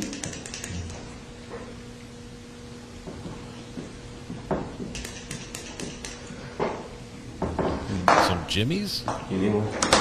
Or Jammies? I think it was Jimmy's. And you get in where Foxy Brown was sitting in the front seat? Yeah, and she got out. She was wearing pink, little pink thing, and I jumped in the car. He gave me the gym. Who was Lane and all them? I'm sorry, Greg. They was waiting on the cars. So they was in the valet waiting for the cars. You had already gotten in his car. Where does he get the gun from in the car? A little secret compartment. Popped up. Popped up, yeah. In the armrest? Yeah. He gave it to A Jimmy in gang talk is sometimes a gun and sometimes male anatomy, just for the record. Was it a Glock? Yeah. 40? Yeah. And I ain't ever told nobody this story. Doesn't it feel good, man? Get out the chest. It's been weighing you down, man, for 20 years. I don't know who. Can I ask you one question though? Oprah's going to be like, Mr. Davis, we really appreciate it. And then you be like, read my book. Hey, but I just want to ask one thing though. One thing. Y'all heard that story before though. Before I told you. Not that part? No, never heard that part before. No, I haven't. About Zip? I knew about Zip. You know about Zip. Gave the gun? We don't do that. Yeah, but not about the pop-up thing. Pop-up. Little particular things in between. But we're on track. I'm just saying y'all knew. We knew Zip had given the gun, but we didn't know that you went to his car to get it, so. Stuff like that. Let me tell you. This dude punked me though that morning in the garage though. I ain't gonna lie. He got me good, dog. I ain't gonna lie. You gotta pray me good. He good. He like, well, I got some shit gonna break your heart. Gonna break you to your knees. That's what bothers me. That's what got me, dog. Other than that, I would have went out hard. I'm gonna lose my house. Fuck them. You know what I'm saying? Yeah, but that got me though, dog. He said, I got some shit gonna break your heart. Gonna break you to your knees. I already knew what it was. I said, oh, they got me, dog. I gotta write that one down, man. Put that in the book. I got some shit gonna break your heart. Gonna break you down to your knees. Keep you deep. See, he can deliver it. I'd be like this. I got some shit that's gonna break her. It wouldn't just sound right. You got me on that, dog. Other than that, I was like, fuck, y'all. I was gonna go on in, man. Because I know I am you. I know how you think. I'm from the same place you from. Oh, so I know kind of what to say. Where you from? You from there? You won't even talk about it. You don't even want to know. You feel proper, man. You know what? That's called education a little bit. Yeah. You feel proper now. You got me on that one, dog. Then I said, break my heart then. And I thought about it all over that week. I said, oh, they got me, dog. They gonna give me the death penalty. Yeah, man. Yeah. It was a stretch, man. Yeah, it's been a stretch. But okay, will we agree? Okay, so we get the gun out of the armrest. Zip gives you the gun. It's a 40. I assume you check it, loaded. You put you get your own ammo. How's that happen? It's already loaded or what? It's already loaded. You just put one up. Okay, where do you go to? What do you tell Zip right then? What's that? Do you tell Zip, hey, we're gonna go handle this shit or whatever? Yeah, they asked like, do y'all want us to come? We like, we know where them motherfuckers at. They was telling us that they gonna be at the 662 club. Who was saying that? Everybody. Everybody out there? Yeah, everybody. They give us a concert. Well, how do you know that Zip's got a gun? Does he tell you? He told us in the lobby when I met him in the lobby. I got one. Did you ask him? Do you have one, or he just tells you, okay, I got one? Yeah, that's when they asked, do we need some help? I got some Jimmy. We're like, yeah, okay, cool. All right. But only one he gave you. Yeah. And so KC went to go get some guns, but he never did get back with us. So there was a lot of people out there and asking you guys, Southsiders or Lando, like Trey and who else? Just the East Coasters asked us first, the East Coast Crips. Then the New Yorkers asked us. Okay. We like, we don't need y'all, we good. Yeah, okay. Then y'all, you get the heat, you get out of the car with Zip after everything. What do you say to him? Like, man, we're going to handle this? Like, yeah, we're going to go ahead. He's like, yeah, it's your perfect time, you know. Okay, then you jump out of the car, and then what happens? I got in the van with the busters. You know what I'm saying? Who's in the van? Where do you put the gun? What do you do with it? What do you think? Yeah. Okay, so Keith, you get in the van with who? Corey, Wynn, Kev, Wynn main cousin Tracy Sessions and some dude from Detroit. And they was, Lane them said they had a gun up under the hood. In the rental car? Yeah, they put one up under the hood. So, okay, that's cool. So we go to the 626. I'm sorry, real quick though. Lane's in the van too at that time or no? No, they're in the Cadillac. Okay, so Lane in Cadillac with T Brown and Dre? Yeah. You know who's driving in? Who drove off from the hotel? T-Brown. T-Brown was driving still? Yeah. And y'all go with the van. This is 2 cars, go to 662. Yeah, the van and the Cadillac. Go to 662. Yeah. I'm sorry, go on, Grant. So when you guys leave the motel after you get the gun from Zip, you guys never go back to your rooms to discuss anything or anything at all. You go from the MGM, or I'm sorry, from the MGM out on the hunt for these guys. You guys never go back. We wouldn't drop the girls off. Me and Lane did. At what point? Before you met with Zip or after you met with Zip? Well, that's a long time. I know I gave Paula money to go gamble and rush. I don't know what rush. That was Lane's girlfriend, Rashid, or whatever. Yeah, Rashida. Yeah. I know I gave Paula the money to gamble on, but yeah, then we went looking for them. We went just the 2 girls that you got. That's what you saying. You said the girls. Just those 2 girls, or just a lot of girls who were out there. Just Rashina and Paula. There was a few girls out there. Okay, with their whole crew. Yeah, their crew. Okay. I gave her money to go gamble. Boom. We get in the car. We get in the fucking van. Go up to the 626 club. And Corey, they gonna kill us, dog. You know that motherfucker. Got the police killing motherfuckers and all that. Man, you crazy. And fuck, dude. I know dude since we played fucking football. He's a bitch. They got you scared. Did you get in the van in the valet area of the MGM? Yeah. Okay. Who was driving that van? You probably already answered that. It was either Cam or Corey. Okay.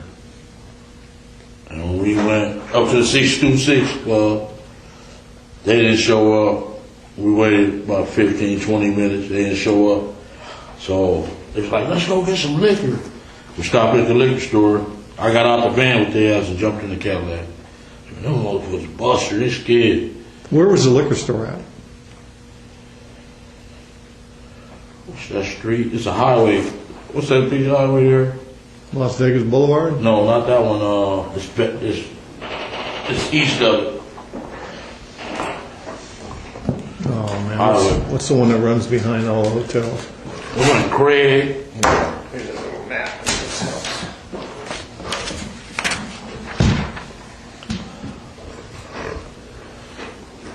They may or may not be on that map.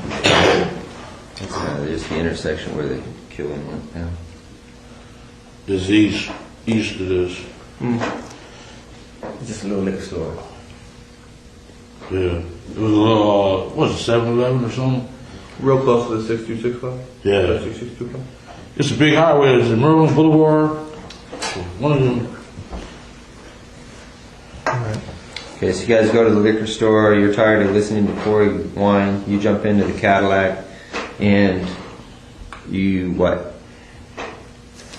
You go to the liquor store. You get out of the van. You jump into the Cadillac with Lane and them guys, and then what? We rolled up. What was that? Was that Harmon? There is a Harmon on there. Harmon Street's on there if you can see it. Should be a Harmon Street on there. Cobalt, Harmon. And where did he get shot at? On Harmon, didn't he? Mm-hmm. Yeah. Flamingo and Harmon right there? Something like that. No, it's on this street in Harmon. Cobalt? Yeah, Cobalt. We was, I think it's Merlin Parkway or something like that. Is it called that? Yeah. I think the little liquor store was right there. Then we came up Harmon. Got the Las Vegas Boulevard. And shit. Here they come in that BMW, like gang of cars. And bros, Tupac. And we like, there they go. Made a U-turn. We wasn't supposed to make a U. We just swung the U-turn. And they was in the middle lane. And we just pulled up on the side and checked every car to see where they was. So what directed your attention to him was some girl shouting at Tupac? Tupac! Tupac. He gave himself away. Otherwise, they would have got away. He already, you know how he do. Oh, they would have bitch. And he ain't got him. You did a U-turn, so then you pull alongside of it. You guys are in the car. Have you already handed Lane the gun at this point, or at what point do you hand him the gun? I thought he was going to pull on my side. You know, that's my little nephew. I'm going to look out for him, you know. And he pulled on their side. So you were fitting to blast if you had to, or you were just... Yeah, if we would have been on my side, I would have blasted. Okay. So you hand the gun to the back seat. Yeah. You can hear Lane. I gave it to Dre, and Dre was like, no. And Lane's like, dude, he popped it, dude. Now, when you first talked to you a few weeks ago, you did say that Orlando was behind the driver. Is that right? No, Orlando was behind me, the passenger. Okay. Dre was behind the driver. Okay. So when you passed the gun, you passed it to Dre? Yeah. Okay. He was the closest to him. He you know. He didn't want no part of it? Yeah, he was scary. All right. I know he would be scary, but when I got out of jail, he said he was a bad motherfucker. Dre? Yeah, I'm like, is that right? He used to feign all that shit. All that shit. Oh, what we gonna do? Could be Dupac. His girlfriend liked to kill him. Huh? His girlfriend killed him, didn't she? No. I think you're... No, she did. He just had a sinus problem. Okay. Okay, so Lane, so you guys pull up alongside. This is essentially, I think, what... That's terrible. Don't do that. You guys pull alongside, that's essentially what you see. Yeah. So But he had the window down. Don't do that either. Oh, was it tinted or no? No, he had the window up. Okay. So he wasn't out yelling at the girls at that time? No, he was there, rolled back up the window when he went on the street. Okay, Lane starts blasting. You say Suge looks over, he sees you. He looks right at you? Yeah, he looked at me. Okay. Why are you looking right at him? Fucking known each other since we were 7, 8 years old. When he looks over at you, and then, Tupac's busy getting shot. Evidently, the story is Tupac's trying to either get out in of the back seat or something. Yeah, what do you see happening inside there? I seen a bullet going Suge's head. I thought he was dead. You see he must have scraped him or something in the head or something. A piece of glass went into his neck right here. And he had a thing in his head. He had a little grave on it. Yeah, he got a grave on his head. I thought he was dead. Okay. So, I'm sorry, did you guys stop the Did Bolo stop the car and just let him get off? Yeah. Then we made the right. Okay, but he stopped for a few seconds. While he boom, boom, boom, got off, then took off. Then we made the right, and some bras at the sea breeze was following us. Stupid bitches. And we shot their window out and they stopped. So Tupac's trying to jump in the back seat. And what Suge doing? Just ducking? Ducking. He couldn't really duck because he was too big. Yeah.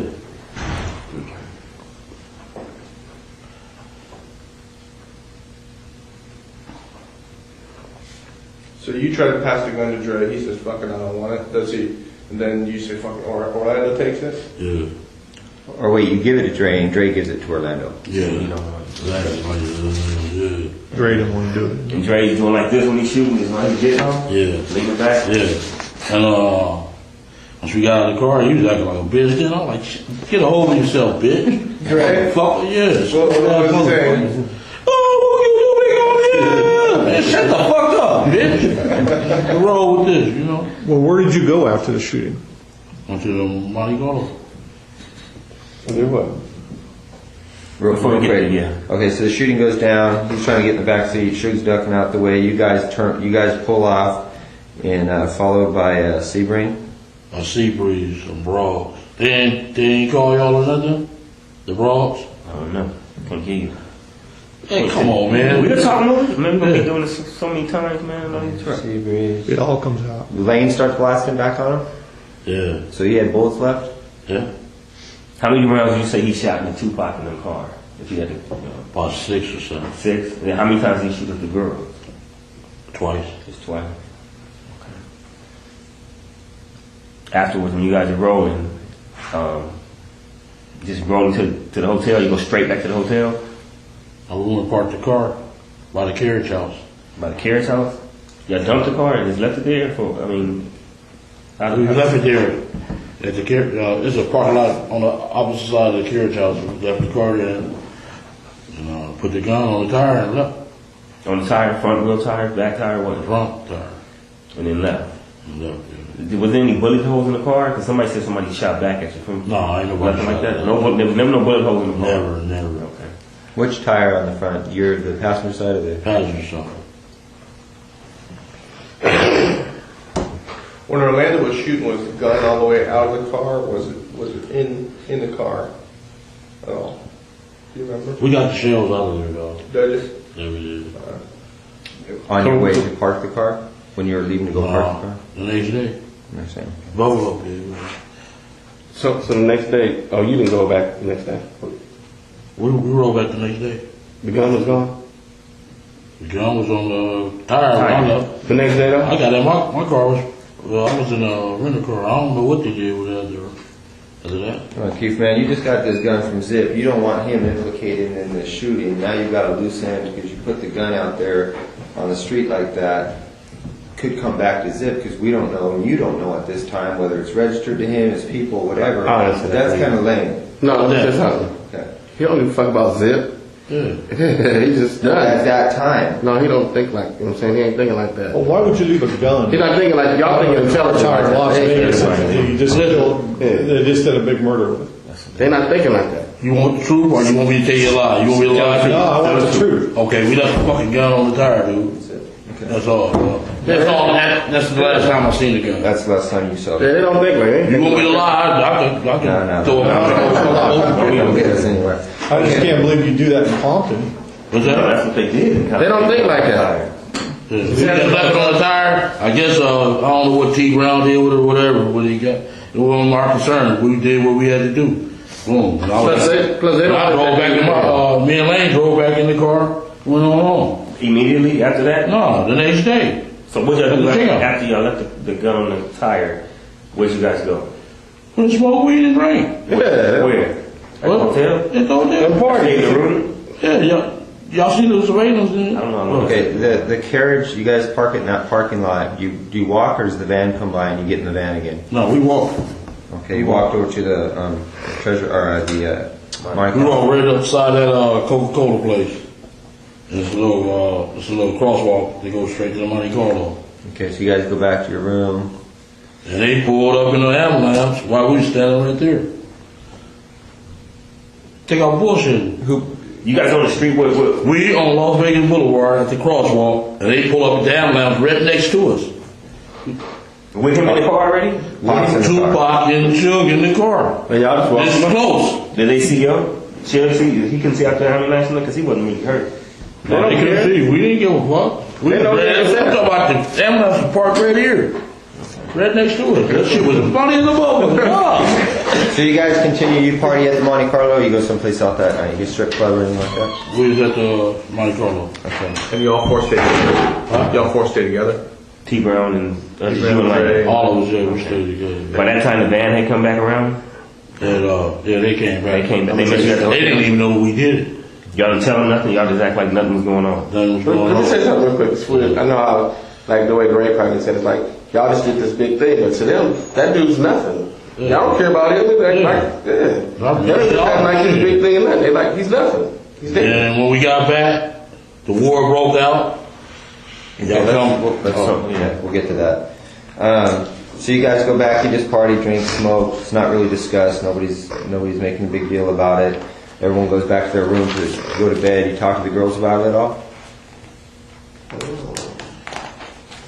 You tell anybody? I don't know, man. I don't get down like that, man. I ain't tell nobody shit. That's like, I tell my nephews, them, stop saying that shit. Don't be on the internet and MySpace, man. If you saying that shit, they come, then they get that dude for making ever 30 years later.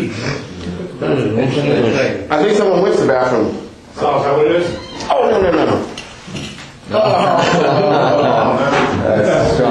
You guys do that, go back to the hotel, do all the south side. Who all was in the room afterwards? Just everybody? Corey, Kev. Corey came later. He said, "You learned Tupac dead." Like, is that right? Y'all laugh. Huh? Y'all laugh. Yeah. So he came in with the news that he brought the news that he had died. He thought he had died. Right, yeah. They said they both shot up. Okay. All right. So that night goes by. The next morning, you guys go get up. You go back down to the Cadillac. I didn't ever go back down to the Cadillac. You didn't. Some other people went. Okay. Steve Brown, he had to go get the car. Okay. I thought you said you and Lane drove back. Oh, we drove that a Century back. Was you and him? And your wife? And she was his girl in there too? I think she was, yeah. Okay, so 4 of y'all. Yeah. But during that night, after the shooting, was there any phone calls between you and Zip or you and anybody? No. Nothing. It was dead that night. Nothing happened. The No next day, communication. we met at that right here on 3rd and La Brea at that hot wing place. So Melrose was like, "What up?" Yeah, Melrose. All right, so you get up the next morning, and what happened? You turn on the news, you see he's dead. We already knew. You already knew he's dead. Any phone calls? You call anybody? You call Zip? The next day, he was like, Zip called you called Zip? Called me. And he said, "Was that us?" Poke him, yeah. Then he called while we said, "Is that us?" Yeah. Wait. So Zip called you and said, "Is that us?" Meet me at the hot wing place. I met him at the hot wing place. And, but you said the hot wing place is here in LA. Yeah. Okay, so let's go back to Vegas. So you're in Vegas. You wake up the next morning. Yeah. All right. You turn on the news. You see he's dead, or you knew he's dead. You get a call from Zip, right? In Vegas? Yeah, in Vegas. I'm talking about. Walk me through that morning. Who called you, or what did you do that morning? The next morning, someone called you. Remember, he was in Vegas too. Right. From Vegas. We left. We got on about 10 o'clock. Then I got a call once I got back to LA. And he said, "Come meet him at the hot wing place." He said, "Poke him on that." And he told him, "Yeah."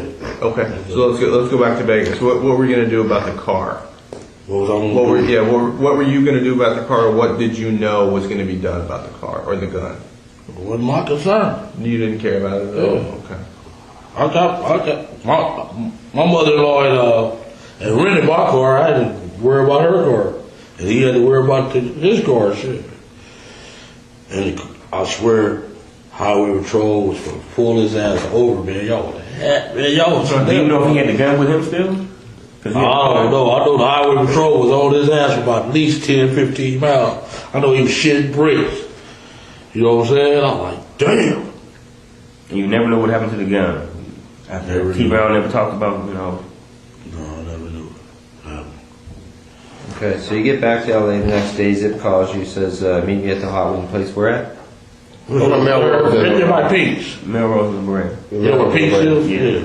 Place to this. All right, so you guys go over there. Zip shows up. You guys, what happens after? What's the conversation with you and Zip? He said, Paul kept on calling, "Was that us? That us?" And he told him, "Yeah, it was us." Faye called him. I said, "We'll go get our little money." He said, "All right, I'm going to go back out there." Okay, so Puff called Zip and said, "Was that us?" Faith called Zip and said, "Was that us?" Would you talk to Puff too? Yeah. Yeah. So when you're talking to Zip, when you're at the hot wing place talking to Zip, Puff calls. Yeah. On Zip's phone or your phone? Oh, Zip phone. And Zip gives you the phone? Yeah.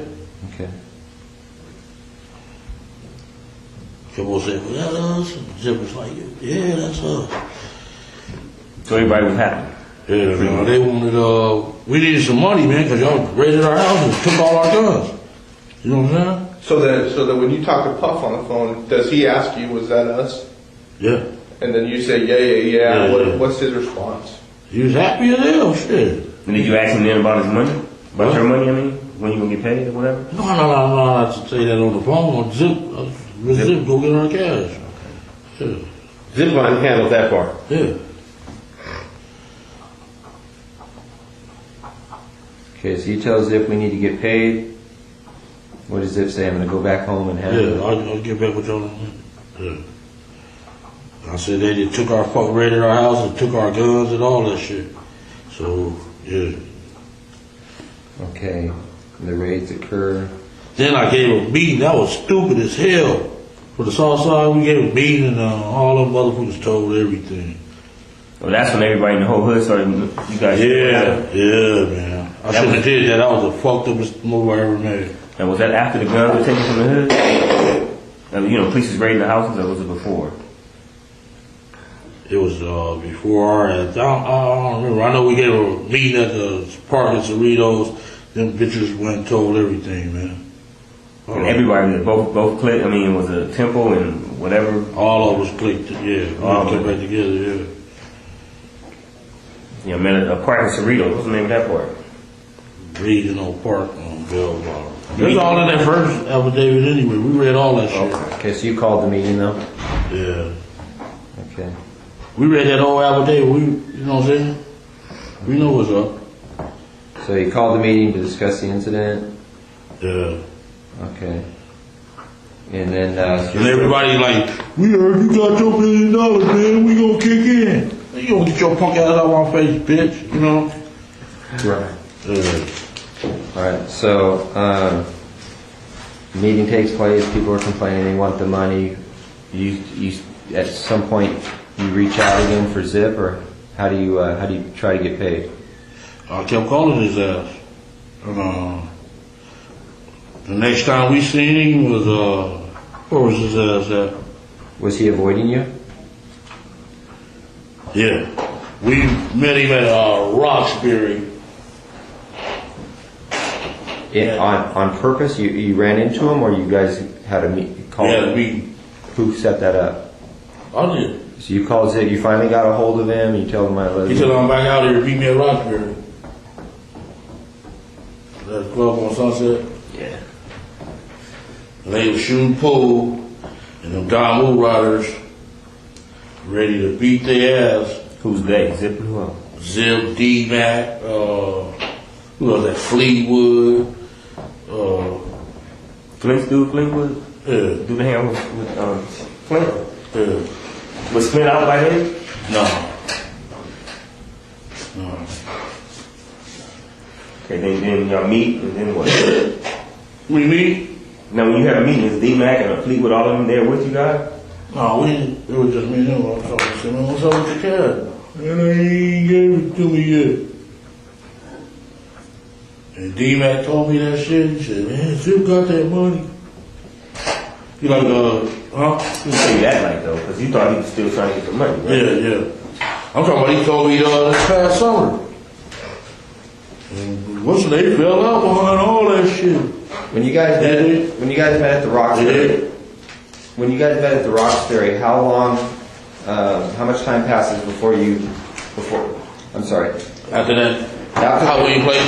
No. After the shooting in Las Vegas, how long is it before you guys meet at the Roxbury? Like months? About a month and a half.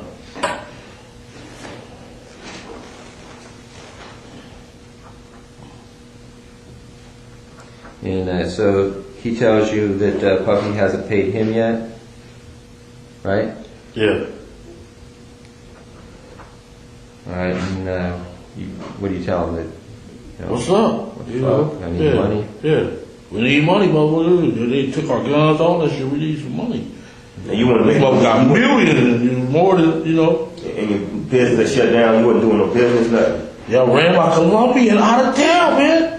I mean, we did. We should have did that shit. We shouldn't even met Puffy. We should have just stayed rolling, man, you know. Y'all was on my ass since 93, though. You gave us a good run. Yeah. Okay. So, you, at what point do you lose touch with Zip when you just realize you're not going to get paid? At some point you realize... Once y'all got on our ass, man, that watch shit. That was on our ass, man. Okay. So 96 comes and goes, 97, then you end up you pick up that case. 97. Man, y'all after that shit happened, we couldn't breathe. You know that. Y'all put the heat on our ass like a motherfucker. Okay. And then, so you end up going to prison. Yeah. Since you've been out of prison, have you talked to Zip? Not one time. And then what about Puffy? Not one time. Okay. I tried to call him several times though. That little daddy out shit. You got messages? Hell yeah. They didn't call back. I think if he would have just gave us half the money, you know what I'm saying? I would stay strong like fuck it. Okay, so a couple months ago you say you run into D-Mac. And D-Mac's, he tells you... I like, man, call your boy, you know. Because they went to Howard together or something. I like, man, call your boy. He like, man, what's that name still, man? Where's Zip behind that shit? Zip got that money. I like, what? He like, yeah, man, dude gave Zip the money. Where'd you run into D-Mac at? What street is that? By your boy, the tall guy with the Cadillac truck. What street is that off of? Florence? The blue Cadillac truck, man. Oh. I'm at a lot. The 900 pounds. I don't know. Oh. You got a lot on my mind just like you, man. No, off of Topanga. I made it off Topanga at the 76 station. Yeah, Cadillac truck. Anything? Is that there? Oh, yeah. Huh? No. You know what guy I'm talking about. Dudes, Detroit Pistons. Oh, you motherfucker. Oh, out there in the valley. That's where you're from. Okay. Yes, the bitch. Let me tell you what he did to me. I'm gonna tell y'all another thing. I know something. Did I tell y'all? On the 40-some thousand. This motherfucker, I threw money in the back thing. The motherfucker say, hey, let me talk to you, dog. I went over there and talked to him, and here y'all come. I said, this motherfucker. I'm up on all that shit, dog. I said, this motherfucker got my money cracked. As I was thinking about it. He said, man, let me talk to you. Man, if the police hanging out in front of your house like that, I'm like, yeah. I said, man, that sound like the Fed. He like, yeah. I'm like, yeah. And sure enough, here comes the car from by the school, and here comes the other one off of Glencoe. The car from school threw us off. I said, oh, here comes the popo.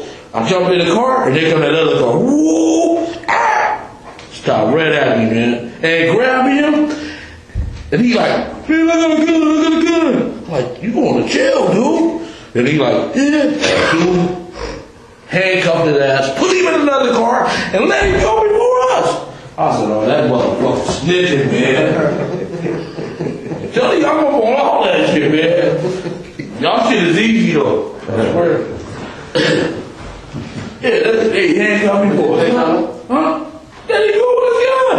I said, damn, he need that for protection from me? That's some cold shit, boy. Well, let's get back to.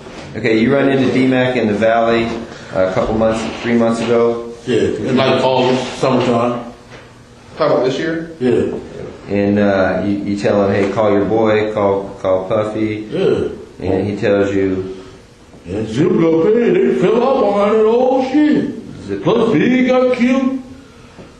So, shit, I better not see his ass. Okay, they fell out behind what? Behind the money. They behind Big. Big got killed 6 months later. I thought y'all had a store. I'm missing something. Yeah. Puffy and Zip fall out. Right? Behind him making the payments to Zip. Zip keeping the money. Zip kept the money from us, bro. And he didn't give it to them, and then Big got killed. Yeah, all that. I thought y'all had. Y'all had our back. How do you suppose Puffy found out that Zip didn't pay you guys? How does Puffy know? I guess he knew. Win, I guess. Win seen him a couple of times. Zip? Oh no, he seen the boy. Fuck. At one of the Snoop parties out there.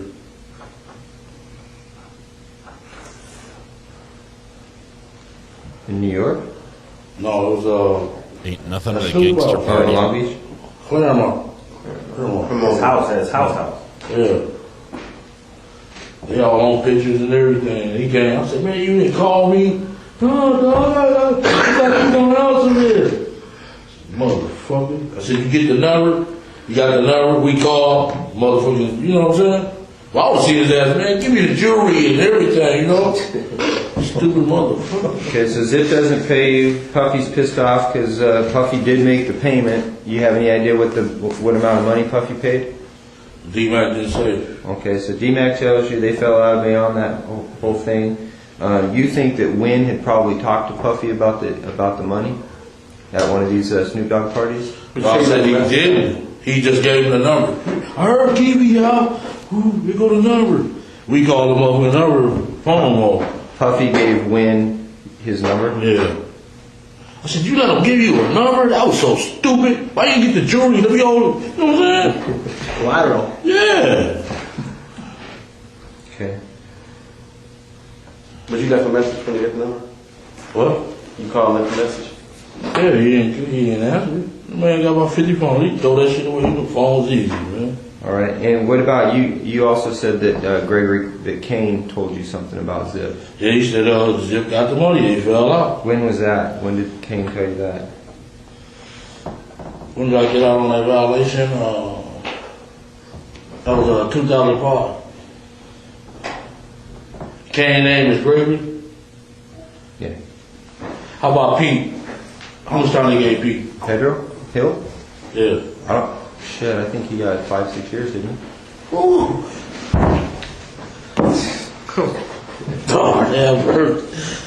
Boy, this some cold dudes, man. The game ain't right. I advise everybody to quit, dude. Where were you when Kane told you? Is this when you were back in Richmond or? Care about it. Oh, I only went out there one time. They said I stole $10,000. I said, bitch, I stole $10,000. No, that's your brother saying that. That's not. Yeah. Kevin. That stupid ass motherfucker. He don't know I'm saving his life. $10,000. Oh, you know about that too, huh? Yeah. Okay, so Kane tells you you're over at Kev's house 2005. Kane tells you, man, Zip got that money. How does Kane know Zip? Just from out there in New York. Just the New York connection? Yeah. Everybody knows Zip. Zip's big and a motherfucker out there, man. Yeah. Now, you know Kane's on the run, right? He on the run? Yeah. Oh. You have any contact with him at all? I thought his ass was snitching because he got caught with 12 keys. Yeah, he bugged out on that. He did? Yeah. I ain't got no contact. He be up in Baltimore. Right there by that school. By the way, do you know if Gregory Brooks, if his people back in Baltimore are the Brooks brothers that were in the newspaper like a couple years ago behind that big bus? No. You don't know if that's his brothers? No. Gregory, that's my cousin. Okay. Yeah, I know he was sending stuff to Baltimore, but wasn't he, the Brooks brothers from Baltimore, you don't know who they are? No, he ain't kidding me. Okay. Yeah, his brother named Garfield. And he phone company, man. Gregory quit. Gregory, Craig, all of them. All my older brothers and shit quit that shit. Yeah. My Greg's sons, both of them in jail. One of them in jail, right? Yeah. They banging and stuff, huh? Y'all is up our ass, huh? Yeah, man. Lil Lane better watch out. Craig's brother, he out there. Why you gonna stop him from doing what he doing? He out there banging and stuff, ain't he? Who? Craig's little brother. They call him Lil Lane or whatever. Craig's son.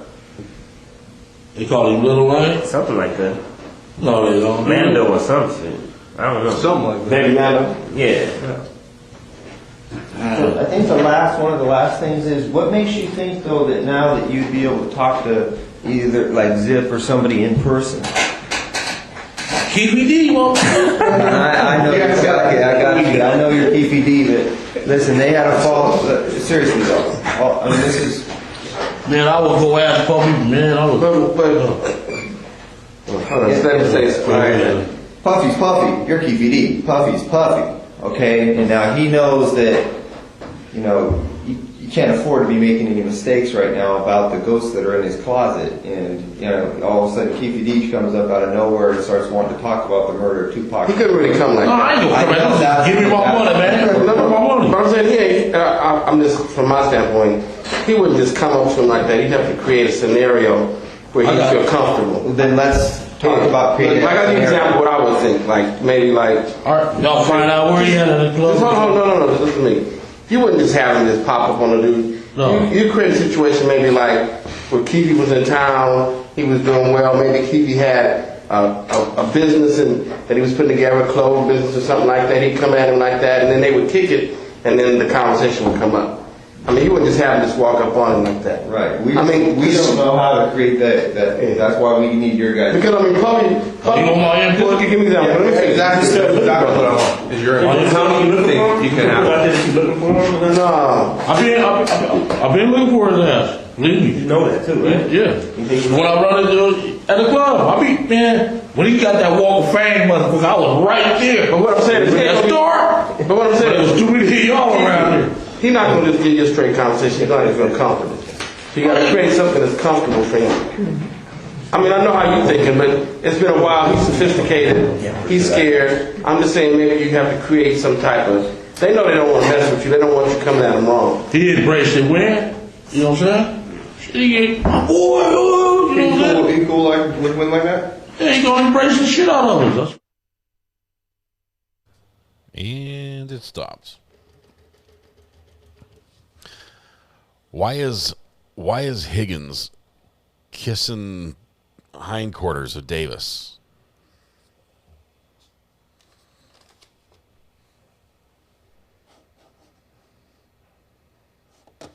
Why is he sucking up like this? Let's see if this will work.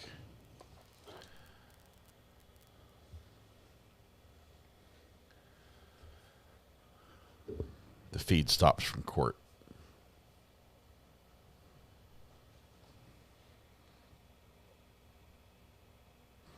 Let's try 6. It's a problem in the courtroom.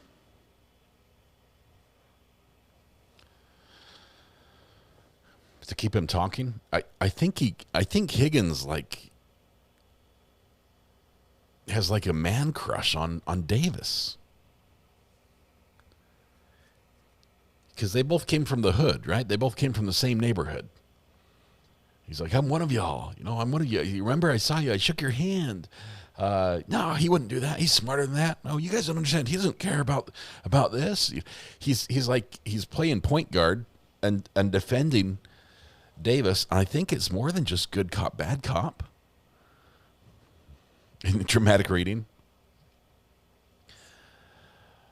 I can't read these words. Oh my goodness. They're basically talking about how now Keefy D could go up and just start talking to Zip or Puff and try to get him to admit, basically wearing a wire, get him to admit to his role in funding the murder of Tupac.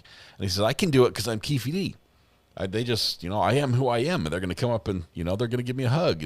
But I'm going to be in a restaurant, something you could come. Then I was seeing this little commercial. I'm like, you motherfucker. You know what I'm saying? I'm Caleb or no, he got me in trouble the first time. Didn't he know? He said. So you don't have to go to New York. You could do it here. Yeah. We're talking two different things. New York would be Zip. Yeah. Zip's out there, and he's going to be staying out there. Yeah. I mean, he's got a club out there. He can always. Yeah, he got a club. Oh, I can go there because he like. Every time my folks go out there, he, Brian, he's vice president right up under Jermaine Dupree. He went out there, him and the dude named Ramon, they went out there, y'all keep these boys. Oh, come on. He rolled out the red carpet for them, got them drinks and everything. And they the one told me about the club. Then this other broad I was fucking, she said, got a 3-story beauty salon. Everybody, I was like, you motherfuckers is rolling. Said he got the fan on, a Bentley and all that. Said he rolling like hell. You see any advantage to maybe starting off with just having another encounter with D-Mac? Yeah. Start off with that, and then D-Mac can put it in Puppy's ear that you kind of looking for it. All right, I'll get on it real fast. No, we'll handle that. We'll set that up. Okay.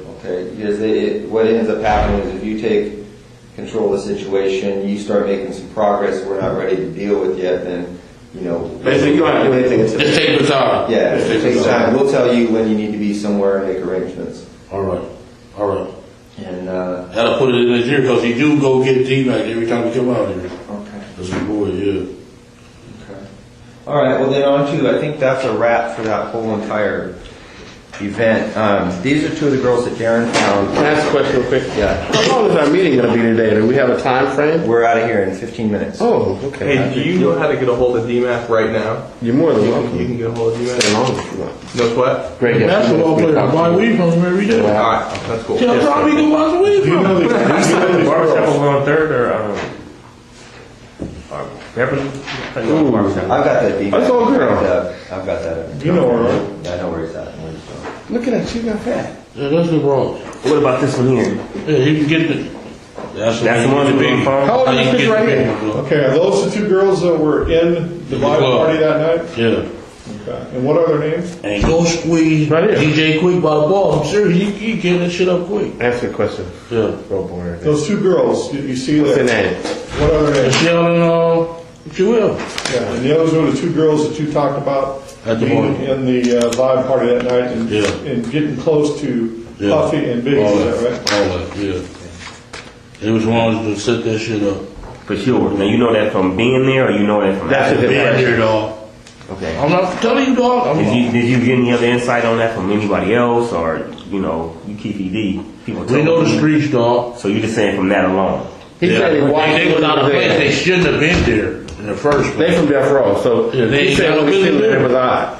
Then boom, the fire marshals come. We left Big Pete and what's the name out there, Sporty, outside the club because we didn't have enough passes. So I was going out there checking on them. Don't put that on these notes. Because that was just a sidebar. These are in different notes or something. We was down. Fire marshal was down there. And Big Pete and Sporty from Great Street was down there. And I went down there to check on them. Then the fire marshal said they was gonna close the place. Bloods was out there. It was ready, dog. We're gonna get into all that another time, man. But that's some stuff we gotta touch on too. Yeah. These are pictures in there. All right, get your freaking flyer tomorrow ready, man. All right. What's that tag? I'm gonna see you sooner or later. So One last thing. See me. Come on. I'm gonna see you sooner or later, man. You and Eddie were Sellies, right? Yeah, we honky. Where were you guys? That was in.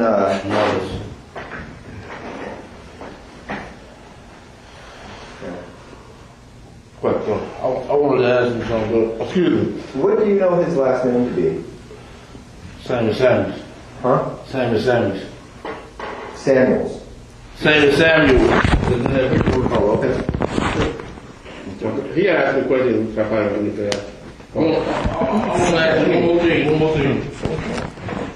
I know you probably been on vacation in 93. Okay. I need to know this. 93. You working on a while. Singing like a canary.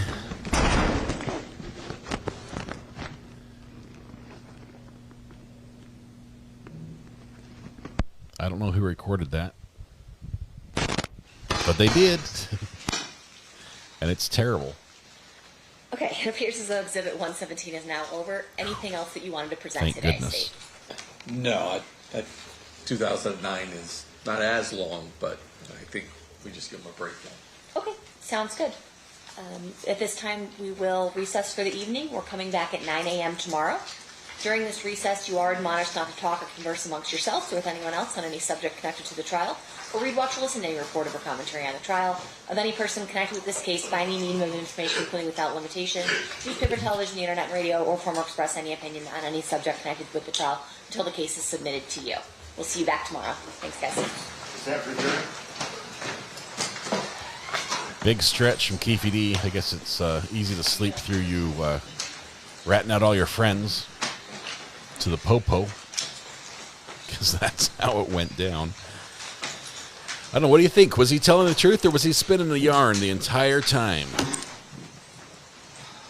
Was that a man done being on the run, getting it off his chest without any concerns of ever being prosecuted for it, or is that him? The record jury has exited. Anything we need to address outside the presence? Nothing from the state. Okay, we'll be in recess. Thank you, everyone. Have a good night. Thank you. 9 a.m. is lunchtime for us. They're 3 hours difference. They're on Pacific time. So lots of name dropping. That recording ends with the police telling Keefe D, okay, get your frequent flyer miles ready. We're going to send you back to New York. They're trying to get Puff. They're trying to get Puffy. Even way back then. So I didn't quite finish my Italian peach rings. These chili lime flavored peach rings. They're not bad, but the flavors just do not blend. For those of you who are expecting a podcast tonight, we're sorry. We normally do it on Thursday. This one, we're taking tonight off. We've got some other things that came up and on the schedule. So we'll be back next week with the podcast on Thursday night, and it's going to be rough because we end at 8. It starts at 8. So it's after dark. I wonder if Puff knows now about what Keefe D said then. I guess it's all in the book anyway, right? So it's all coming out. I don't think this is any revelation to any of them. But what time does party roll tomorrow? We're going to have a little, we always do a little court watch in the morning as we're waiting for court to start. We do some court hopping. Oh my goodness, today, if you missed it. We were in Judge McNally's court, and he came unglued on somebody this morning. It was amazing. It was absolutely amazing. And then there's two people later, he was still mad and still spitting fire from the bench. So you have to go back and watch that. That was this morning session, Judge McNally, his courtroom. So check that out. All right, I think that takes us all the way to right here. Yep, we done. I think there were tiny bits of truth in there. No, he tells the story so many times the jury just might believe him. This is what he's saying for. Got 70 months in federal prison. Yeah, tomorrow we're going to do a little court hopping as well. It is Friday, so our courts are somewhat limited because some of our favorites, like Simpson, is doing landlord-tenant stuff, and we try not to. That's not fun. Watching somebody who has no money get kicked out of their house is not enjoyable for me. But we'll see if we can find some other stuff to watch. Then we'll be joining the full day of coverage in Las Vegas with the Tupac killer, allegedly, Duane Davis trial. Can I call him the Tupac killer? That's what he called himself. Do I have to still say allegedly? Wait, we need to go over all the names and their connections in the recording we just heard. Oh, yeah. I'll get right on that, Julia. I'll get right. I'm sorry, I'm faded out. Tonight, when you go home, please hug the people you love, smile at someone, make their day just a little bit better, and please stay safe to be alive again. Tomorrow morning, we'll be back with more of the same. Thanks for the 387 likes today. Hit the like button on the way out, and make sure you join us tomorrow. I'll have the thumbnail up bright and early. Actually, I'll put it up tonight, for tomorrow, so you'll know when court starts. And we're going to do a two-parter tomorrow. We'll take a lunch break and then come back for the afternoon. Guys, have a good night. Be good. Stay safe. Catch you later. Bye-bye.